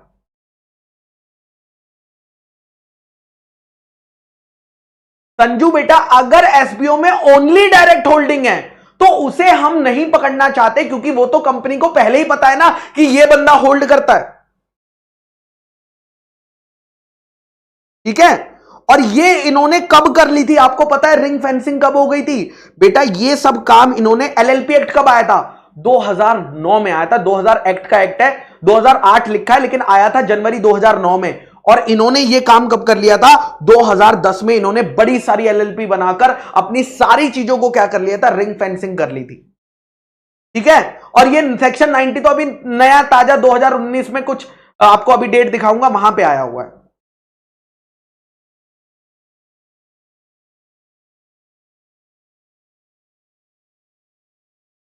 ठीक है, और गवर्नमेंट नहीं चाहती ये हो, और धीरे धीरे अभी एलएलपी में लॉ चेंज हो जाएगा कि आप सिर्फ शेयर होल्ड करने के लिए एलएलपी नहीं बना सकते। बहुत जल्दी इस चीज पे भी लॉ आ जाएगा, गारंटेड।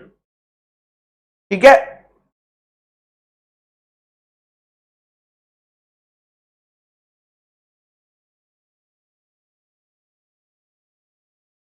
चलिए ओके सर, तो फटाफट से इसको मैं जो हाईलाइट कर रहा हूं रीड कर लीजिए। मैं जो हाईलाइट कर रहा हूं बस उसको रीड कर लीजिएगा, एक बार ही रीड कर लीजिए। ठीक है, बस इतना आप रीड कर लीजिए फटाफट।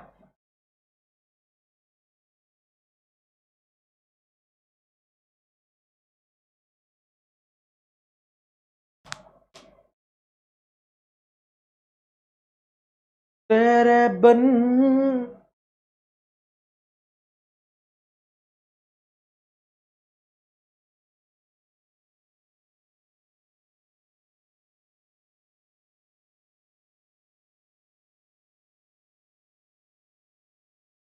विक्रम बेटा, इसके लिए तुम्हें चैप्टर नंबर 1 देखना होगा, जहां पर हमने बताए होंगे बेसिक फीचर्स ऑफ कंपनीज, है ना, वो देखना पड़ेगा आपको। ठीक है, बेसिक फीचर्स या कैरेक्टरिस्टिक्स ऑफ कंपनी जहां पर बताए होंगे, सेपरेट लीगल एंटिटी और बड़ी सारी बातें बताई होंगी, वो देखना पड़ेगा तुम्हें।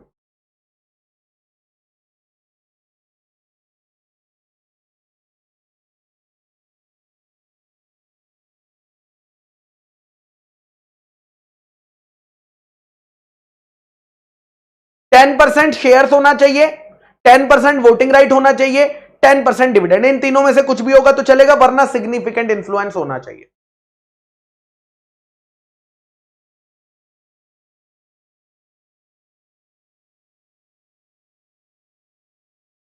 अंकित बेटा, अभी तो मैंने बेनिफिट बताया कि मुक्कू भाई ने ऐसा क्यों किया है। चलिए, डन हो गया।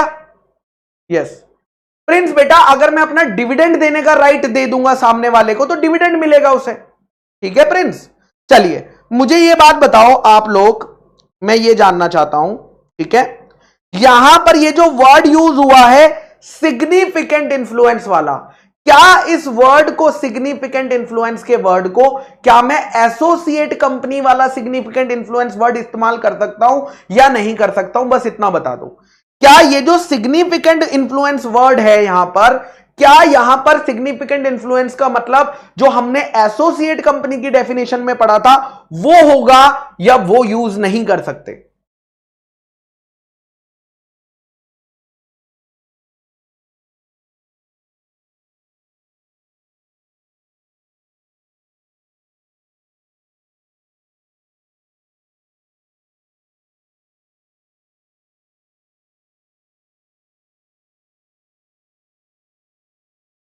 तो वो हम नहीं ढूंढ सकते, लेकिन यहां पर आपको रूल्स में बताया गया है, रूल्स में इस पॉइंट को कट कर देंगे, ये नहीं पढ़ना है, सिर्फ हमें ये पढ़ना है सिग्निफिकेंट इन्फ्लुएंस का इस सेक्शन के लिए, इस सेक्शन के लिए मतलब क्या है, इस सेक्शन के लिए, सेक्शन 90 की बात कर रहा हूं, सिग्निफिकेंट इन्फ्लुएंस का इस सेक्शन के लिए मतलब है कि अगर आपके पास पावर है डायरेक्टली या इनडायरेक्टली कंपनी के फाइनेंशियल डिसीजंस लेने की या कंपनी के ऑपरेटिंग डिसीजंस लेने की, अगर आपके पास है तो हम उसको सिग्निफिकेंट इन्फ्लुएंस मानेंगे। मतलब अगर आपके पास फाइनेंशियल और ऑपरेटिंग, फाइनेंशियल मतलब फाइनेंस रिलेटेड डिसीजन, ऑपरेशन मतलब नॉर्मल ऑपरेशन से रिलेटेड बिजनेस को लेने की अगर आपके पास डिसीजन मेकिंग की पावर है तो भैया हम मान लेंगे कि आपके पास क्या है, सिग्निफिकेंट इन्फ्लुएंस है। थ्योरेटिकल में पूछ सकता है, ज्यादा उसमें डिटेल में नहीं जाएगा। ठीक है, ओके सर। तो यहां पर फोर्थ पॉइंट में सिग्निफिकेंट इन्फ्लुएंस का मतलब लिख लेना, सिग्निफिकेंट इन्फ्लुएंस का मतलब मिल लेना पावर टू पार्टिसिपेट, यहीं पे लिख लेना, फिर आप नहीं तो ढूंढते रहोगे। Power to participate, power to participate in financial and operating policy decision, बस इतना याद रख लेना, financial and operating policy decisions. तो अगर आप कंपनी के डिसीजंस में पार्टिसिपेट करने की पावर रखते हैं, नॉर्मली ये कब होता है, नॉर्मली जब कोई बड़ा इन्वेस्टर किसी स्टार्टअप में पैसा डालता है तो वो ये राइट डाल देता है कि तुम ये वाले डिसीजंस मुझसे बिना पूछे नहीं ले सकते हो, तो उस केस में उसके पास कंपनी में क्या आ जाता है, सिग्निफिकेंट इन्फ्लुएंस आ जाता है। ठीक है, ओके सर। चलिए नेक्स्ट पॉइंट पर चलते हैं। हाँ चलिए, ओके, ये पॉइंट आपको पढ़ने की जरूरत नहीं है, ठीक है, ये पॉइंट आप पढ़ लेंगे। इनडायरेक्ट शेयर होल्डिंग की बात जब हम कर रहे हैं, इनडायरेक्ट शेयर होल्डिंग की बात कर रहे हैं, मैंने अभी आपको एग्जांपल दिया था, क्या एग्जांपल दिया था मैंने अभी आपको, मैंने आपको एग्जांपल दिया था कि मोदी जी एक एलएलपी में, मोदी जी एक एलएलपी में और यहां से वो कंपनी में, तो यहां पर कितना होना चाहिए, मोर देन 50% होना चाहिए, मोर देन 50% होना चाहिए, यस और नो, या 1/2 होना चाहिए। और यहां पर जरूरी नहीं है एलएलपी हो, यहां पर कोई और कंपनी भी हो सकती है, यहां पर कोई एचयूएफ भी हो सकती है, यहां पर कोई फर्म भी हो सकती है। इनडायरेक्टली अगर एक इंडिविजुअल किसी भी तरीके से कंपनी में होल्ड करता है तो उस केस में क्या करेंगे, हम इसको बोलेंगे एसबीओ, हम उसको क्या बोलेंगे, एसबीओ। यानी इनडायरेक्ट में सिर्फ एलएलपी नहीं आएगा। एक बच्चे का डाउट आया था, क्या सिर्फ इनडायरेक्ट में सर एलएलपी का ही लेंगे? नहीं, अगर आप एलएलपी, कंपनी, एचयूएफ, फर्म, किसी भी तरीके से अगर कंपनी में 10% होल्ड कर रहे हो, कंपनी में मिनिमम 10% होल्ड कर रहे हो, तो उस केस में हम तुम्हें क्या मानेंगे, एसबीओ माना जाएगा।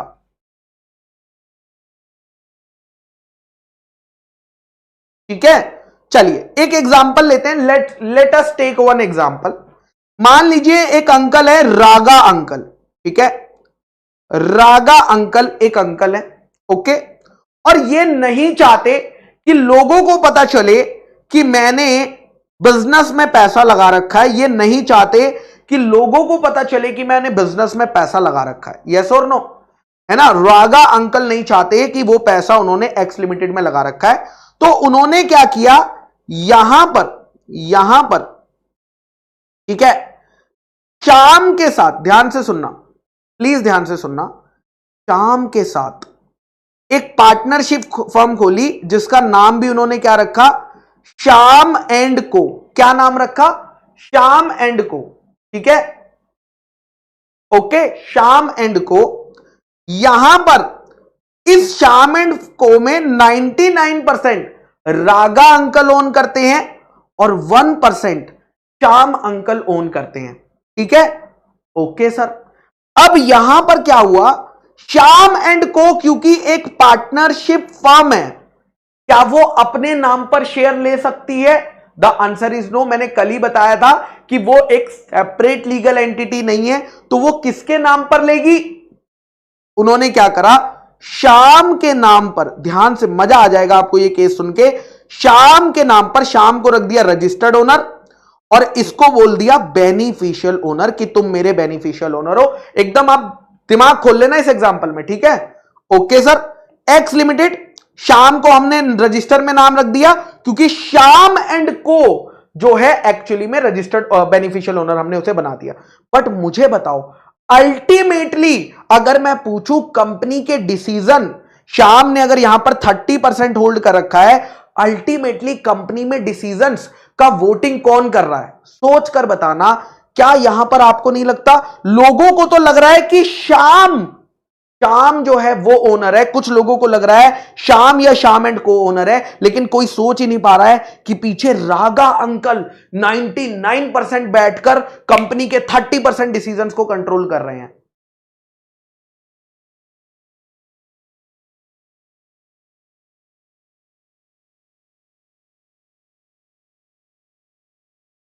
तो यहां पर आपका एसबीओ कौन है? आप पता लगाओ, आपका एसबीओ कौन है?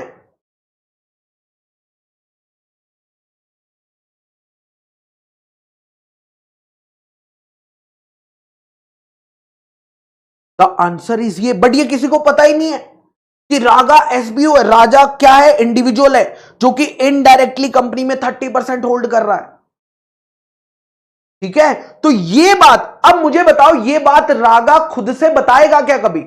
आप बताओ, लॉ ने कहा रागा तुम्हारी ड्यूटी है कि तुम्हें कंपनी को बताना है कि तुम कंपनी के सिग्निफिकेंट बेनिफिशियल ओनर हो।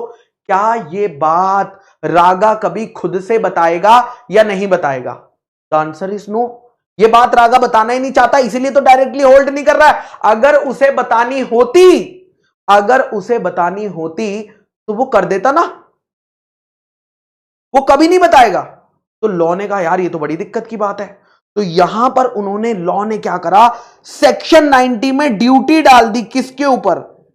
कंपनी तुम्हारी ड्यूटी है कि तुम अपने बेनिफिशियल ओनर को खुद ढूंढोगी। सर कंपनी कैसे ढूंढेगी? कंपनी पता है क्या करेगी? कंपनी नोटिस भेजेगी, या तो श्याम को नोटिस भेजेगी, या श्याम एंड को नोटिस भेजेगी, या रागा को नोटिस भेजेगी। क्या करेगी कंपनी नोटिस भेजेगी, या तो श्याम को भेजेगी, या श्याम एंड को भेजेगी, या सीधा रागा को नोटिस भेजेगी। श्याम को क्या नोटिस भेजेगी? शाम को नोटिस भेज सकते हैं कि बताओ तुम्हारी कंपनी में तुम्हारी पार्टनरशिप में कौन कौन पार्टनर्स है और कितना हिस्सा होल्ड करता है, क्योंकि हमें बेनिफिशियल ओनर का पता लगाना है। क्योंकि हमें क्या करना है? बेनिफिशियल ओनर का पता लगाना है, जल्दी से बताओ, ठीक है। ऐसा कर सकते हैं, या हो सकता है वो रागा से पूछ ले कि रागा तुम बताओ तुम पार्टनरशिप में कितना होल्ड करते हो। तो वहां पर जब हम लेटर राइटिंग में भेजेंगे तो दो चीजें हो सकती हैं, या तो वो लोग हमें रिप्लाई करेंगे या तो हमें रिप्लाई ही नहीं करेंगे। अगर रिप्लाई करा तो दो चीजें हो सकती है, या तो सेटिस्फैक्टरी रिप्लाई देंगे या घुमा फिरा के आंसर देंगे जो समझ ही ना आए, जैसे तुम देते हो कॉपी में, है ना। या तो रिप्लाई करेंगे या नहीं करेंगे। और रिप्लाई करा तो हो सकता है सेटिस्फैक्टरी रिप्लाई करे, हो सकता है अनसेटिस्फैक्टरी। पूछा कुछ और था, आंसर में कुछ और ही लिखा हुआ है, अनसेटिस्फैक्टरी रिप्लाई करेंगे। तो अब कंपनी क्या करेगी? ठीक है, अब कंपनी क्या करेगी इस केस में? कंपनी मेरे बच्चा, इस केस में कंपनी क्या करेगी? ट्राइब्यूनल के पास चली जाएगी। इस केस में कहां चली जाएगी? ठीक है, इस केस में कंपनी चली जाएगी ट्राइब्यूनल के पास। ओके, और ट्राइब्यूनल के पास जाकर कहेगी, हे ट्राइब्यूनल, मुझे शक है कि रागा जो है इसका बेनिफिशियल ओनर है, लेकिन वो मुझे नहीं बता रहा। तुम इन शेयर्स को क्या कर दो? इनको फ्रीज कर दो। फ्रीज कर दो मतलब इनके राइट्स पर रोक लगा दो, इनके राइट्स पर रोक लगा दो। ना इन शेयर्स पे मुझे डिविडेंड देना पड़े, ना इन शेयर्स पे वोटिंग राइट्स देना पड़े। क्यों? क्योंकि असली ओनर सामने नहीं आ रहा कि इन शेयर्स को पीछे से कौन कंट्रोल कर रहा है, और ट्राइब्यूनल इसका ऑर्डर पास कर देगी कि मैं इन शेयर्स को क्या कर रही हूं? फ्रीज कर दे रही हूं, और 1 साल तक वेट करूंगी। या तो 1 साल में बता दो असली ओनर कौन है, वरना वरना ये उठाकर आईईपीएफ में ट्रांसफर कर दिए जाएंगे। आईईपीएफ में तो या तो फिर 1 साल में रागा को बताना पड़ेगा कि वो है, वरना वो गवर्नमेंट के हो जाएंगे, आईईपीएफ में चले जाएंगे।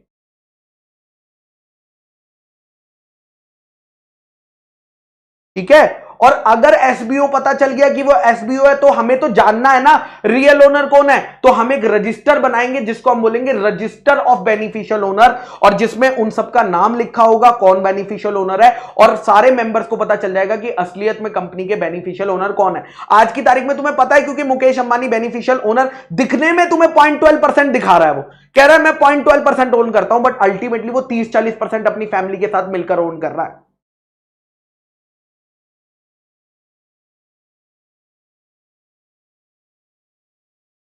ठीक है, बिल्कुल अरमान क्लेम कर सकते हो, लेकिन फिर तुम्हें बताना पड़ेगा ना कि तुम एसबी हो।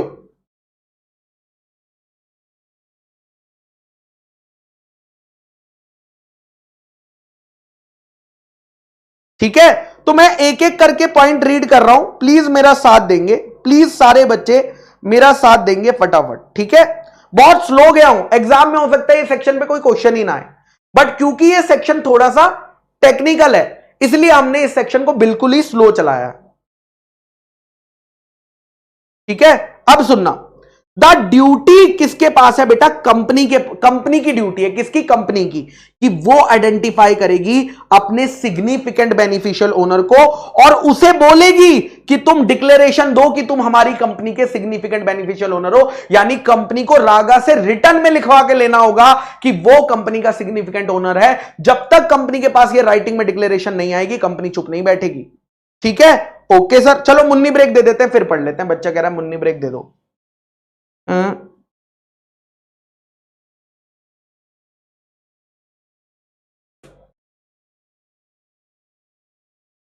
बेटा अर्शिल पर्पस यही है ना, उन लोगों का पता करना जो इस कंपनी को चला रहे हैं, जो इस कंपनी को कंट्रोल कर रहे हैं। तुम्हें लग रहा है कि श्याम एंड को कंट्रोल कर रही है, बट असली में रागा कर रहा है। यह बात तो पता होनी चाहिए ना कि कंपनी में अल्टीमेटली कंपनी को रन कौन कर रहा है, कंपनी के डिसीजन मेकिंग में किसके पास पार्टिसिपेशन है।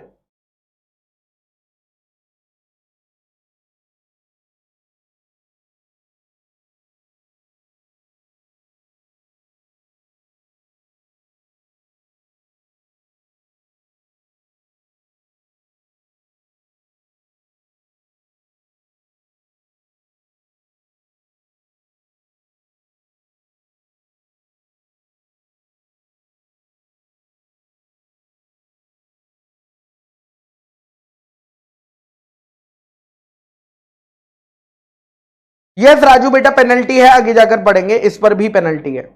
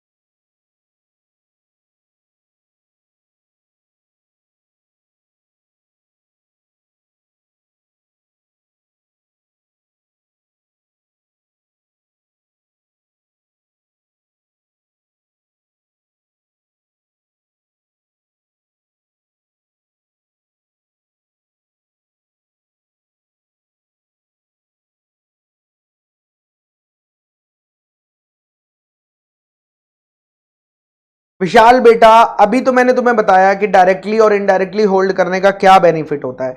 रिंग फेंसिंग का कॉन्सेप्ट अभी तो बताया बेटा, कहां थे तुम?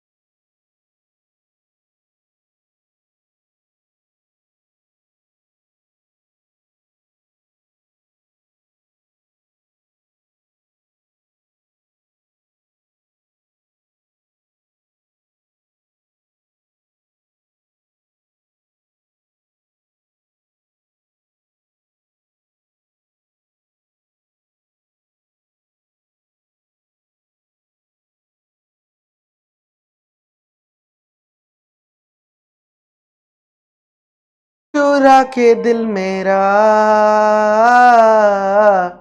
गोरिया चली पागल हुआ।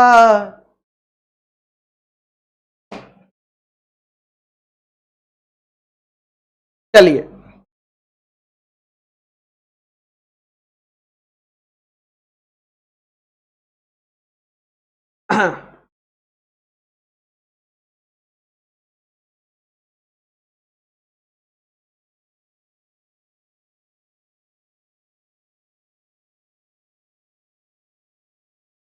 यस कंचन है, बहुत सारे आगे।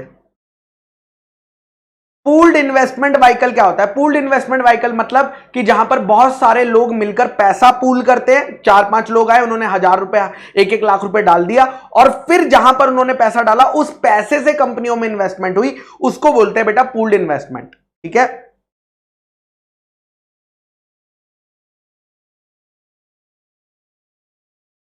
चलिए स्टार्ट करते हैं। आइए वापस, चलिए ध्यान से सुनिएगा मैं क्या कह रहा हूं। नेक्स्ट पॉइंट क्या है?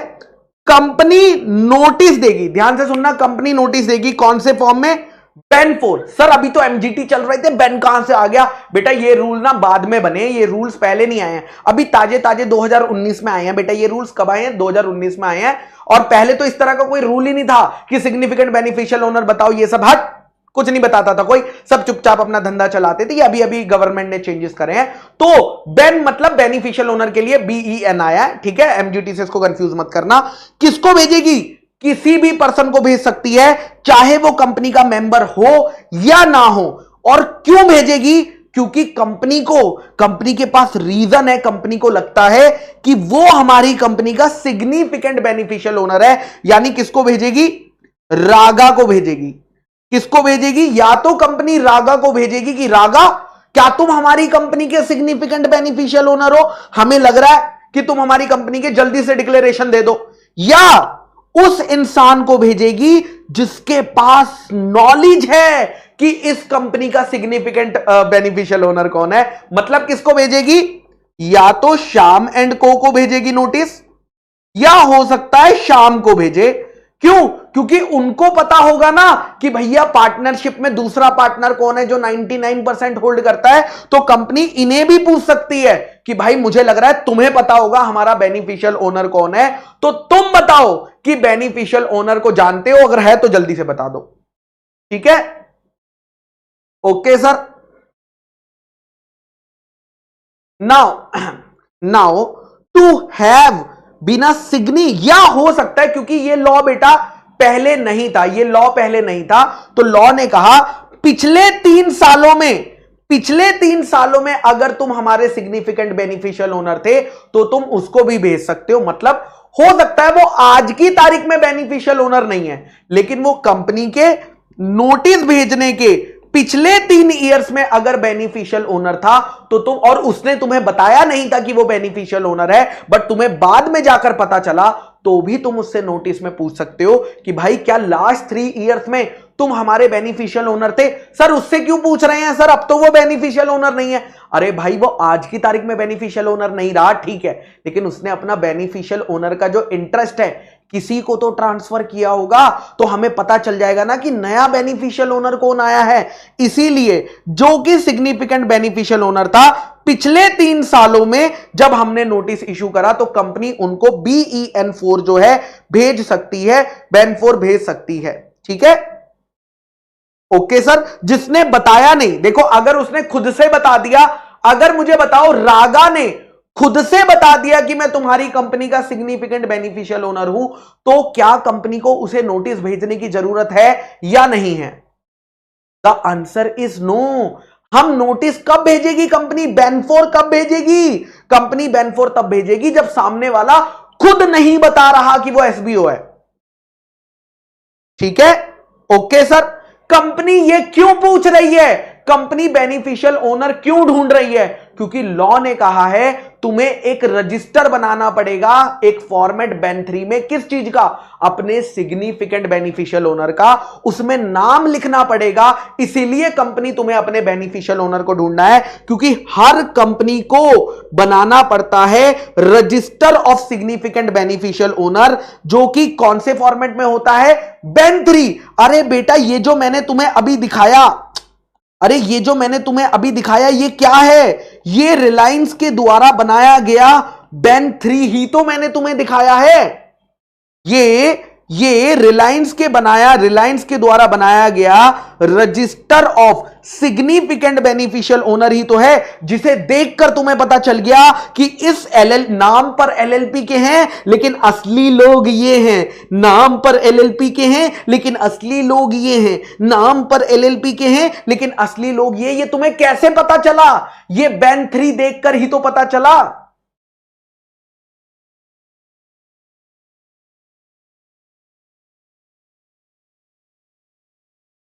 ठीक है, और जो कि इंस्पेक्शन करा जा सकता है, इस BEN3 को जाकर इंस्पेक्ट कर सकते हो। कब? बिजनेस आवर्स कब होते हैं? सुबह 9 से 6 बजे तक, शाम के रीजनेबल टाइम, और मिनिमम ये 2 घंटे के लिए खुला रहेगा, मिनिमम 2 घंटे के लिए खुला रहेगा वर्किंग डे पे, जैसा कि बोर्ड ऑफ डायरेक्टर डिसाइड करेंगे। और कंपनी का कोई भी मेंबर फीस देकर इस रजिस्टर को जाकर चेक कर सकता है, लेकिन मैक्सिमम फीस कितनी होगी बेटा? 50 रुपए इंस्पेक्शन की। तो अगर आप कंपनी के मेंबर हो और BEN3 देखना चाहते हो तो आप मिनिमम जो है मैक्सिमम 50 रुपए देकर जो है पैसा देकर रिव्यू कर सकते हो उस BEN3 को।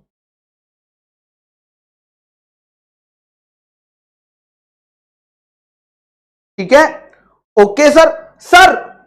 अच्छा मुझे बताओ, अगर हमने शाम को रिप्लाई दिया, शाम को नोटिस भेजा, कंपनी ने शाम को नोटिस भेजा बट शाम ने रिप्लाई नहीं करा, या शाम ने रिप्लाई करा तो सेटिस्फैक्टरी रिप्लाई नहीं करा, तो हमें क्या करना चाहिए उस केस में? उस केस में बेटा हमें जाना चाहिए किसके पास जाना चाहिए?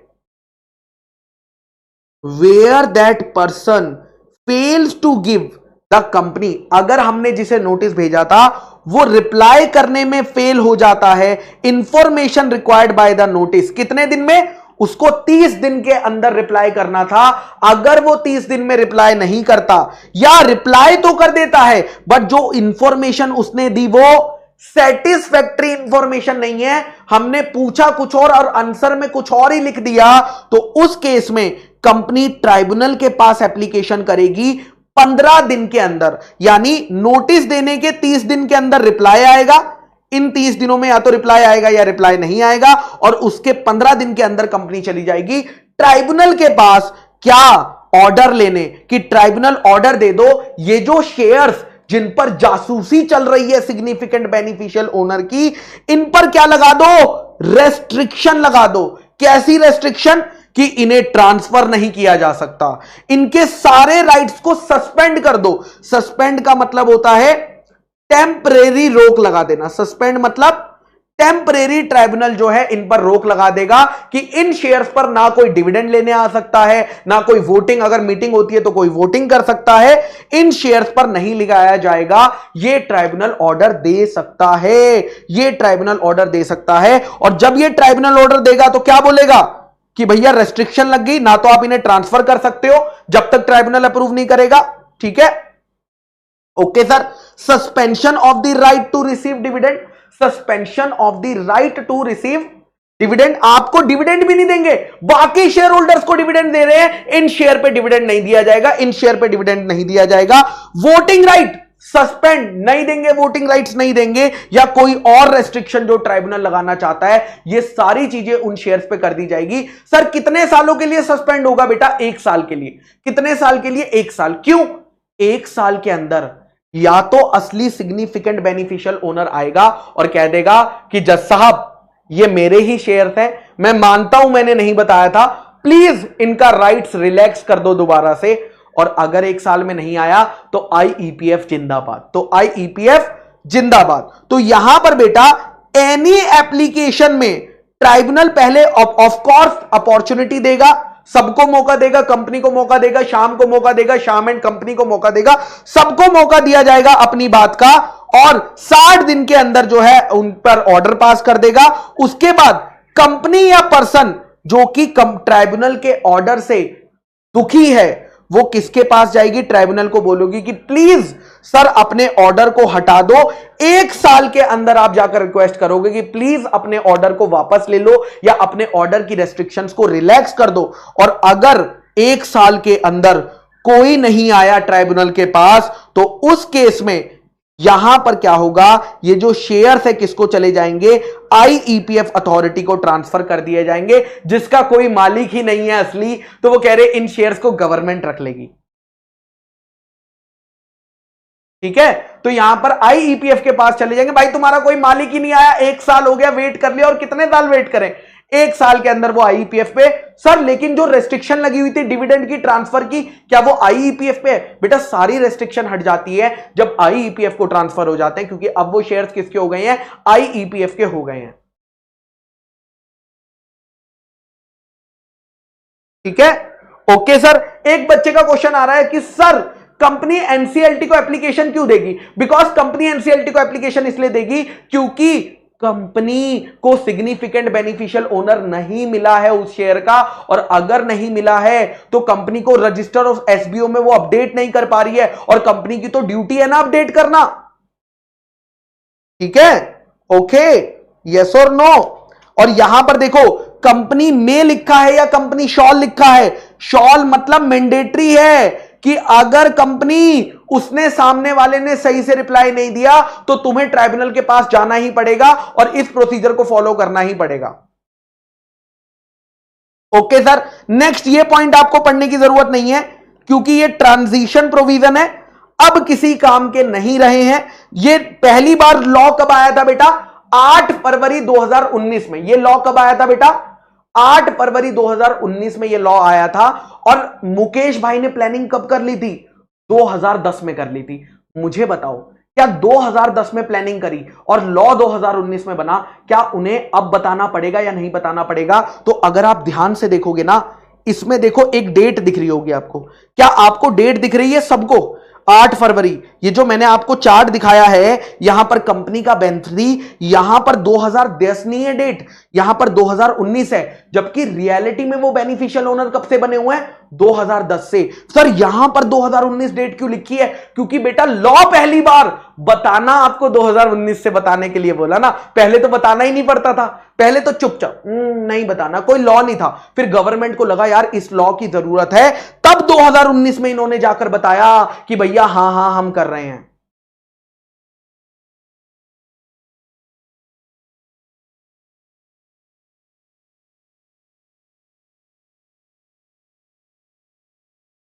ठीक है, क्या बात आपको समझी? यानी ये एलएलपी बन गई थी 2010 से, सिग्निफिकेंट तब से थे, लेकिन यहां पर डेट क्यों लिखी हुई है 8 फरवरी? क्योंकि लॉ 8 फरवरी को आया था, 8 फरवरी 2019 को आया था, और इसीलिए अगर आप यहां पर डेट देखेंगे तो जब ये लॉ आया ना, तब लॉ ने कितना समय दिया? 90 दिन का समय दिया था। लेकिन अब ये प्रोविजन किसी काम का नहीं है। आज की तारीख में 2019 की अब कुछ काम का नहीं है। जो न्यू प्रोविजन है बेटा वो ये है, और आपके लिए एग्जाम में आपको यही याद करके जाना है। नया प्रोविजन ये है 2019 के बाद, 8 फरवरी 2019 के बाद अगर कोई भी इंसान एसबीओ बनेगा तो वो कंपनी को 30 दिन के अंदर, कंपनी को 30 दिन के अंदर बता देगा कि मैं तुम्हारी कंपनी का एसबीओ बना हूं। कंपनी को, यानी क्या बोला लॉ ने, कि जिस दिन तुम एसबीओ बनो उसके 30 दिन के अंदर क्या करना? कंपनी को बता देना। हां, अगर कंपनी को 30 दिन में नहीं बताया तो कंपनी क्या करेगी? वही अपनी छानबीन चालू कर देगी, बेन4 भेजेगी और पता लगाने की कोशिश करेगी और फिर ट्राइब्यूनल के पास चली जाएगी। वरना तुम्हें खुद से भी बताना है 30 दिन के अंदर। 30 दिन के अंदर तुम खुद बता देना कंपनी को, और कंपनी क्या करेगी 30 दिन के अंदर? ओहो, कंपनी 30 दिन के अंदर किसको बता देगी? आरओसी को बता देगी। कंपनी 30 दिन के अंदर आरओसी को बता देगी।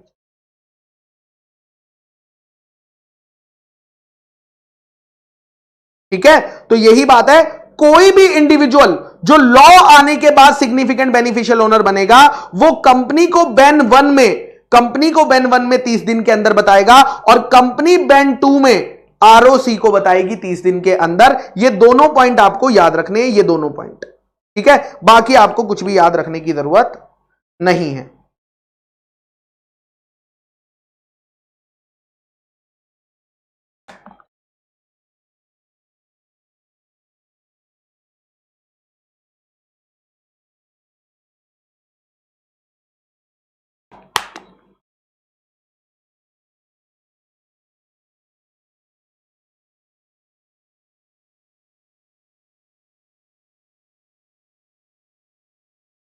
Is it okay? यहां तक क्लियर है सबको ये वाला पॉइंट, बैन 1 और बैन 2 का?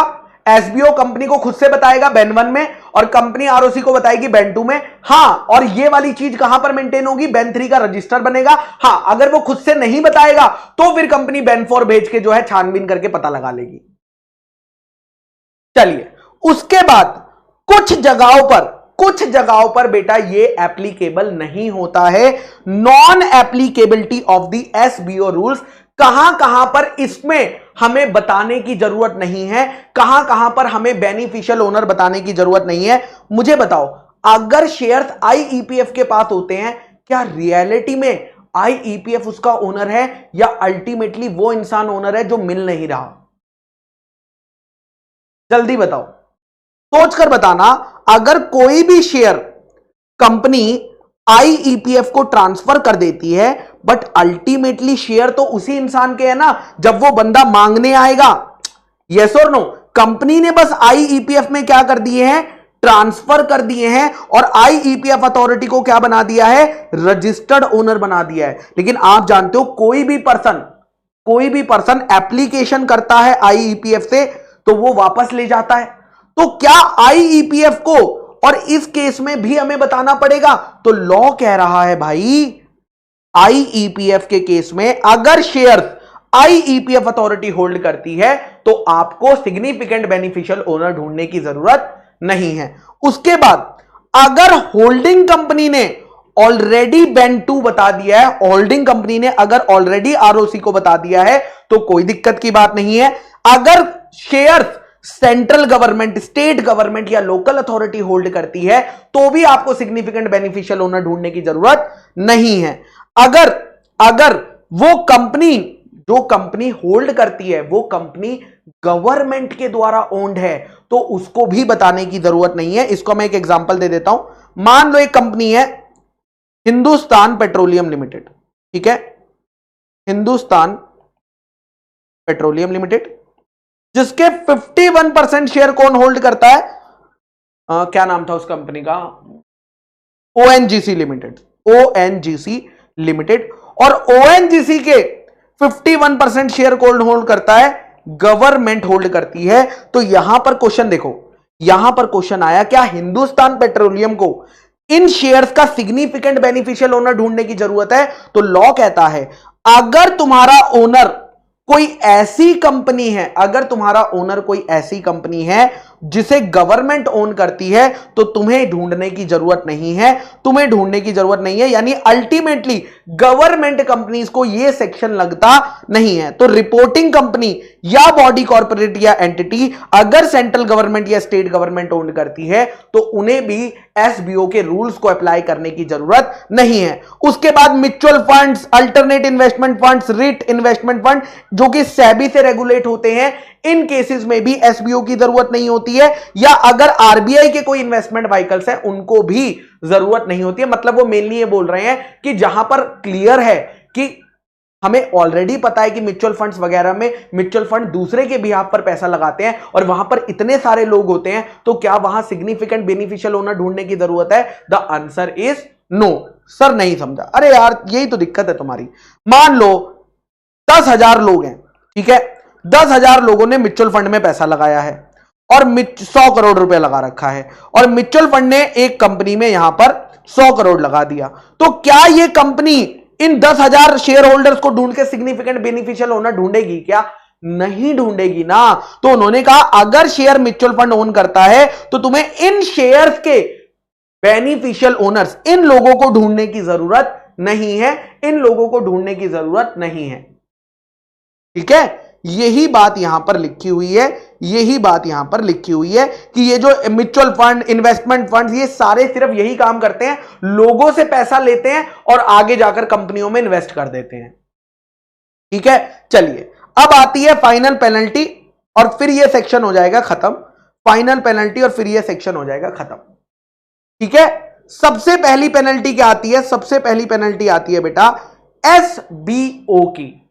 अगर सिग्निफिकेंट बेनिफिशियल ओनर खुद से 30 दिन के अंदर नहीं बताता, तो क्या उसके ऊपर पेनल्टी लगनी चाहिए या नहीं लगनी चाहिए?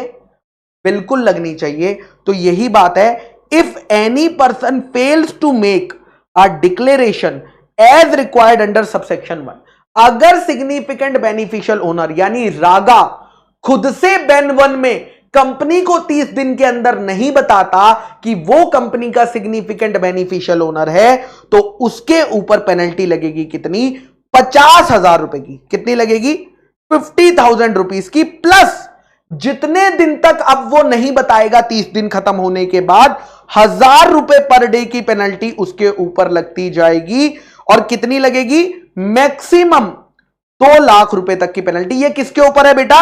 ये एसबीओ के ऊपर है, जो खुद से 30 दिन के अंदर नहीं बता रहा। अगर खुद से वो नहीं बता रहा, तो उसके ऊपर ये पेनल्टी लगेगी। दूसरा पॉइंट ये आता है मेरे बच्चा, दूसरा पॉइंट ये आता है कि अगर कंपनी, हमने तुम्हें रजिस्टर बनाने को बोला था, किसमें? बेन 3 में रजिस्टर बनाने को बोला था, क्या तुमने बनाया? नहीं बनाया, पेनल्टी।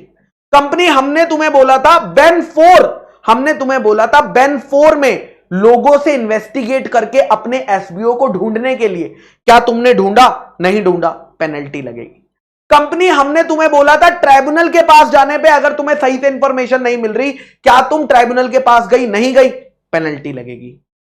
ठीक है, तो इन केसेस में बेटा क्या लगेगी? पेनल्टी लग जाएगी, पेनल्टी लग जाएगी। अब यहां पर अगर कोई कंपनी जिसको रजिस्टर बनाना था, जिस कंपनी को बेन 4 बनाना था और वो नहीं बनाती, या जिसको इंफॉर्मेशन देनी थी आरओसी को और वो नहीं देती, या जिसको अपने सिग्निफिकेंट बेनिफिशियल ओनर को ढूंढने के लिए स्टेप्स लेने थे, वो नहीं लेती, मतलब कंपनी इस सेक्शन को तोड़ रही है, तो उस केस में क्या होगा? उस केस में क्या होगा? और यह इंस्पेक्शन, आप जानते हो रजिस्टर का इंस्पेक्शन करना अलाउड है, इंस्पेक्शन नहीं करने देती है, मेंबर्स को मना कर देती है इस रजिस्टर का इंस्पेक्शन करने से। तो ऐसी कंपनी के ऊपर कितनी पेनल्टी लगेगी? 1 लाख रुपए की पेनल्टी लगेगी, 1 लाख रुपए की पेनल्टी लगेगी।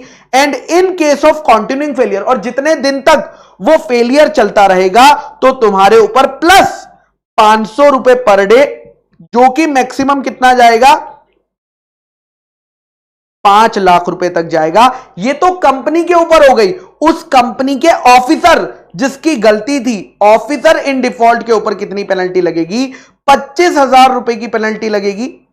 25,000 रुपए की पेनल्टी लगेगी in case of a continuing failure, plus 200 रुपए पर डे प्लस 200 रुपए पर डे, जो कि मैक्सिमम कितना जा सकता है, मैक्सिमम 1 लाख रुपए तक जा सकता है, मैक्सिमम 1 लाख रुपए तक जा सकता है। और अगर विलफुल था, अगर फ्रॉड था, तो सेक्शन 447 तो पड़ा ही है। सेक्शन 4, अगर किसी ने जानबूझ के गलत इंफॉर्मेशन दी है तो सेक्शन 447 जिंदाबाद, सेक्शन 447 जिंदाबाद। और यह गवर्नमेंट कंपनी को नहीं लगता, ना तो सेक्शन 89 गवर्नमेंट कंपनी को लगता है और ना ही सेक्शन 90 गवर्नमेंट कंपनी को लगता है। गवर्नमेंट कंपनी को यह सब पचड़े में पड़ना ही नहीं है। सर अब एक क्वेश्चन आता है, सर एक बड़ा प्यारा क्वेश्चन आता है कि सर क्या हमें ये सारी पेनल्टीज जो आप पढ़ाते हो, जो मॉड्यूल में दी हुई है, क्या इन पेनल्टीज को याद करना है? मेरा पहला क्वेश्चन है, क्या आप सारी पेनल्टीज जितनी आपकी किताब में दी है, क्या आप याद करके जा सकते हो? पहला तो मैं आपसे पूछूंगा, मेरे को तो बोलने में कुछ नहीं है, कर लो, मुझे थोड़ी याद करनी है ना? या ऐसा कुछ नहीं है? चलिए,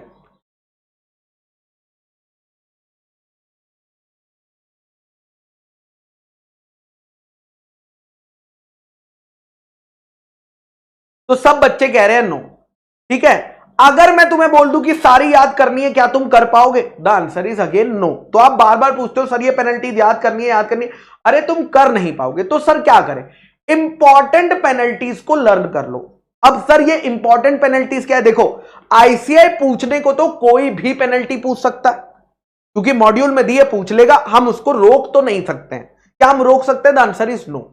तो इंपॉर्टेंट पेनल्टीज का मतलब होता है जिनके आने के चांसेस ज्यादा है। इसका मतलब यह नहीं है कि नॉन इंपॉर्टेंट पेनल्टीज आ नहीं सकती, भाई किस्मत खराब होगी तो कुछ भी आ सकता है एग्जाम में, है ना? लेकिन इंपॉर्टेंट पेनल्टीज को कैसे आइडेंटिफाई करें सर, है ना? इंपॉर्टेंट पेनल्टीज को आइडेंटिफाई कैसे करें? अगर वो पेनल्टी का क्वेश्चन हमारे क्वेश्चन बैंक में है, इसका मतलब आईसीआई ने उस पर क्वेश्चन बनाया है, इसीलिए वो हमारे क्वेश्चन बैंक में है। यस और नो, तुम बताओ। अगर कोई क्वेश्चन हमारे क्वेश्चन बैंक में पेनल्टी के ऊपर डाला गया है, इसका मतलब है पास्ट में आईसीआई ने उस पर क्वेश्चन बनाया है, चाहे वो फिर आईसीआई के मॉड्यूल में बनाया हो, आरटीपी में बनाया हो, एमटीपी में बनाया हो या एग्जाम में बनाया हो, मतलब बनाया तो है। तो मतलब आईसीआई पे उसके पूछने के चांसेस बढ़ गए। यस और नो? Yes sir. तो भैया क्वेश्चन बैंक में यानी आपके पास इंपॉर्टेंट पेनल्टीज ऑलरेडी है, कि जो पेनल्टीज में पास्ट में क्वेश्चन पूछे गए हैं, है ना, उन पर दोबारा आने के चांसेस 100% है। ठीक है। दूसरा, अगर किसी पूरे चैप्टर में सिर्फ 1 या 2 पेनल्टी है, क्या उन्हें कर लेना चाहिए या नहीं कर लेना चाहिए? जैसे अगर मैं बात करता हूं डिविडेंड चैप्टर की, डिविडेंड चैप्टर में कितनी पेनल्टीज है मुझे बताओ? एक सेक्शन 127 में बात हुई है, एक सेक्शन 124 में बात हुई है। भाई तो कितनी पेनल्टीज याद करनी है? वही तो करनी है। तो क्या वो 2 पेनल्टीज हमें कर लेनी चाहिए? अगर किसी पूरे चैप्टर में 1 या 2 पेनल्टी है तो क्या वो हमें कर लेनी चाहिए? इंपॉर्टेंट मान के कर लेनी चाहिए, क्योंकि उस चैप्टर में और पेनल्टीज है ही नहीं। डिपॉजिट चैप्टर में कितनी पेनल्टी है? 1-2 पेनल्टीज है ना? रजिस्टर ऑफ चार्जेस में कितनी पेनल्टीज हैं? 1-2 पेनल्टीज हैं, उसके अलावा कोई पेनल्टी मेंशन ही नहीं है पूरे चैप्टर में। तो अगर पूरे चैप्टर में आपको 1-2 पेनल्टी दिख रही है, तो उस चैप्टर में से अगर पेनल्टी का क्वेश्चन आएगा तो वहीं से आएगा। मानता हूं कुछ बड़े चैप्टर हैं जिसमें हर 2 सेक्शन के बाद पेनल्टियां डाली हुई हैं, वो अलग बात हो गई।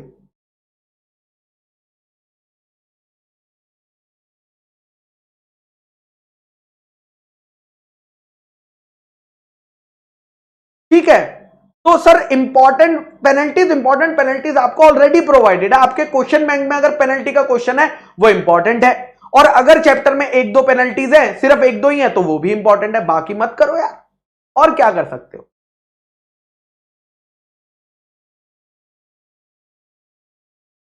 आंचल बेटा, मेरी बुक में लॉ दिया कहां हुआ है ये बताओ?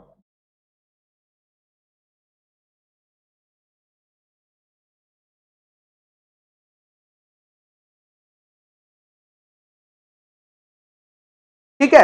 आई होप आपको आपका आंसर मिल गया होगा जो आप चाह रहे थे। होमवर्क दे देता हूं मैं अब, है ना? इस पर मुझे लगता है कोई क्वेश्चन है नहीं हमारे क्वेश्चन बैंक में, है क्या? Late me check.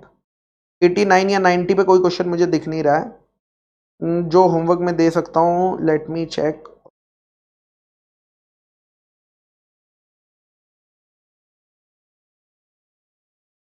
कुछ भी होमवर्क में नहीं दिया जा सकता है, कुछ भी। देखो अभी तक जो क्वेश्चन दिए हैं उसमें से कुछ भी नहीं दिया जा सकता, वरना क्वेश्चन नंबर मेरे मॉड्यूल में लिखा होता। देखो जैसे यहां लिखा हुआ है क्वेश्चन नंबर 1 एनुअल रिटर्न पे है, पहले कोई भी क्वेश्चन नहीं है, मतलब कोई क्वेश्चन नहीं दिया। अभी तक हमने जितना पढ़ा उसमें कोई क्वेश्चन ही नहीं है। और बताओ।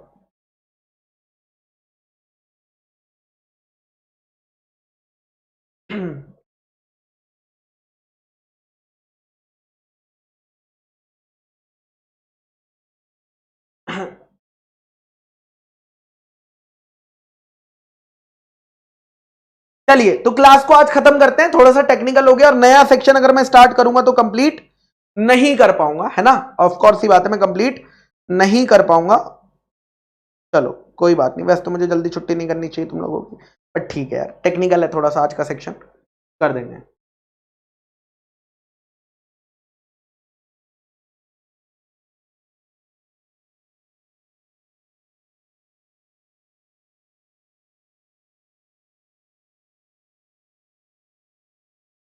चलो ग्रेट यार, कोई होमवर्क नहीं है, चिल मारो, कभी कभी जीवन में एंजॉय भी करना चाहिए।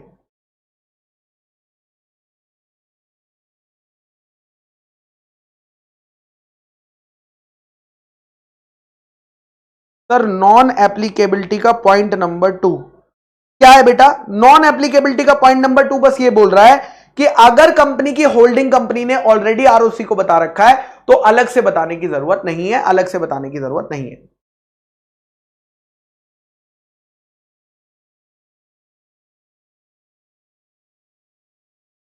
ठीक है,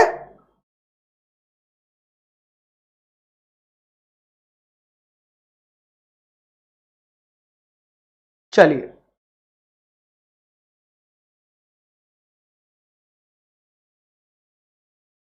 ओके टाटा, बाय बाय।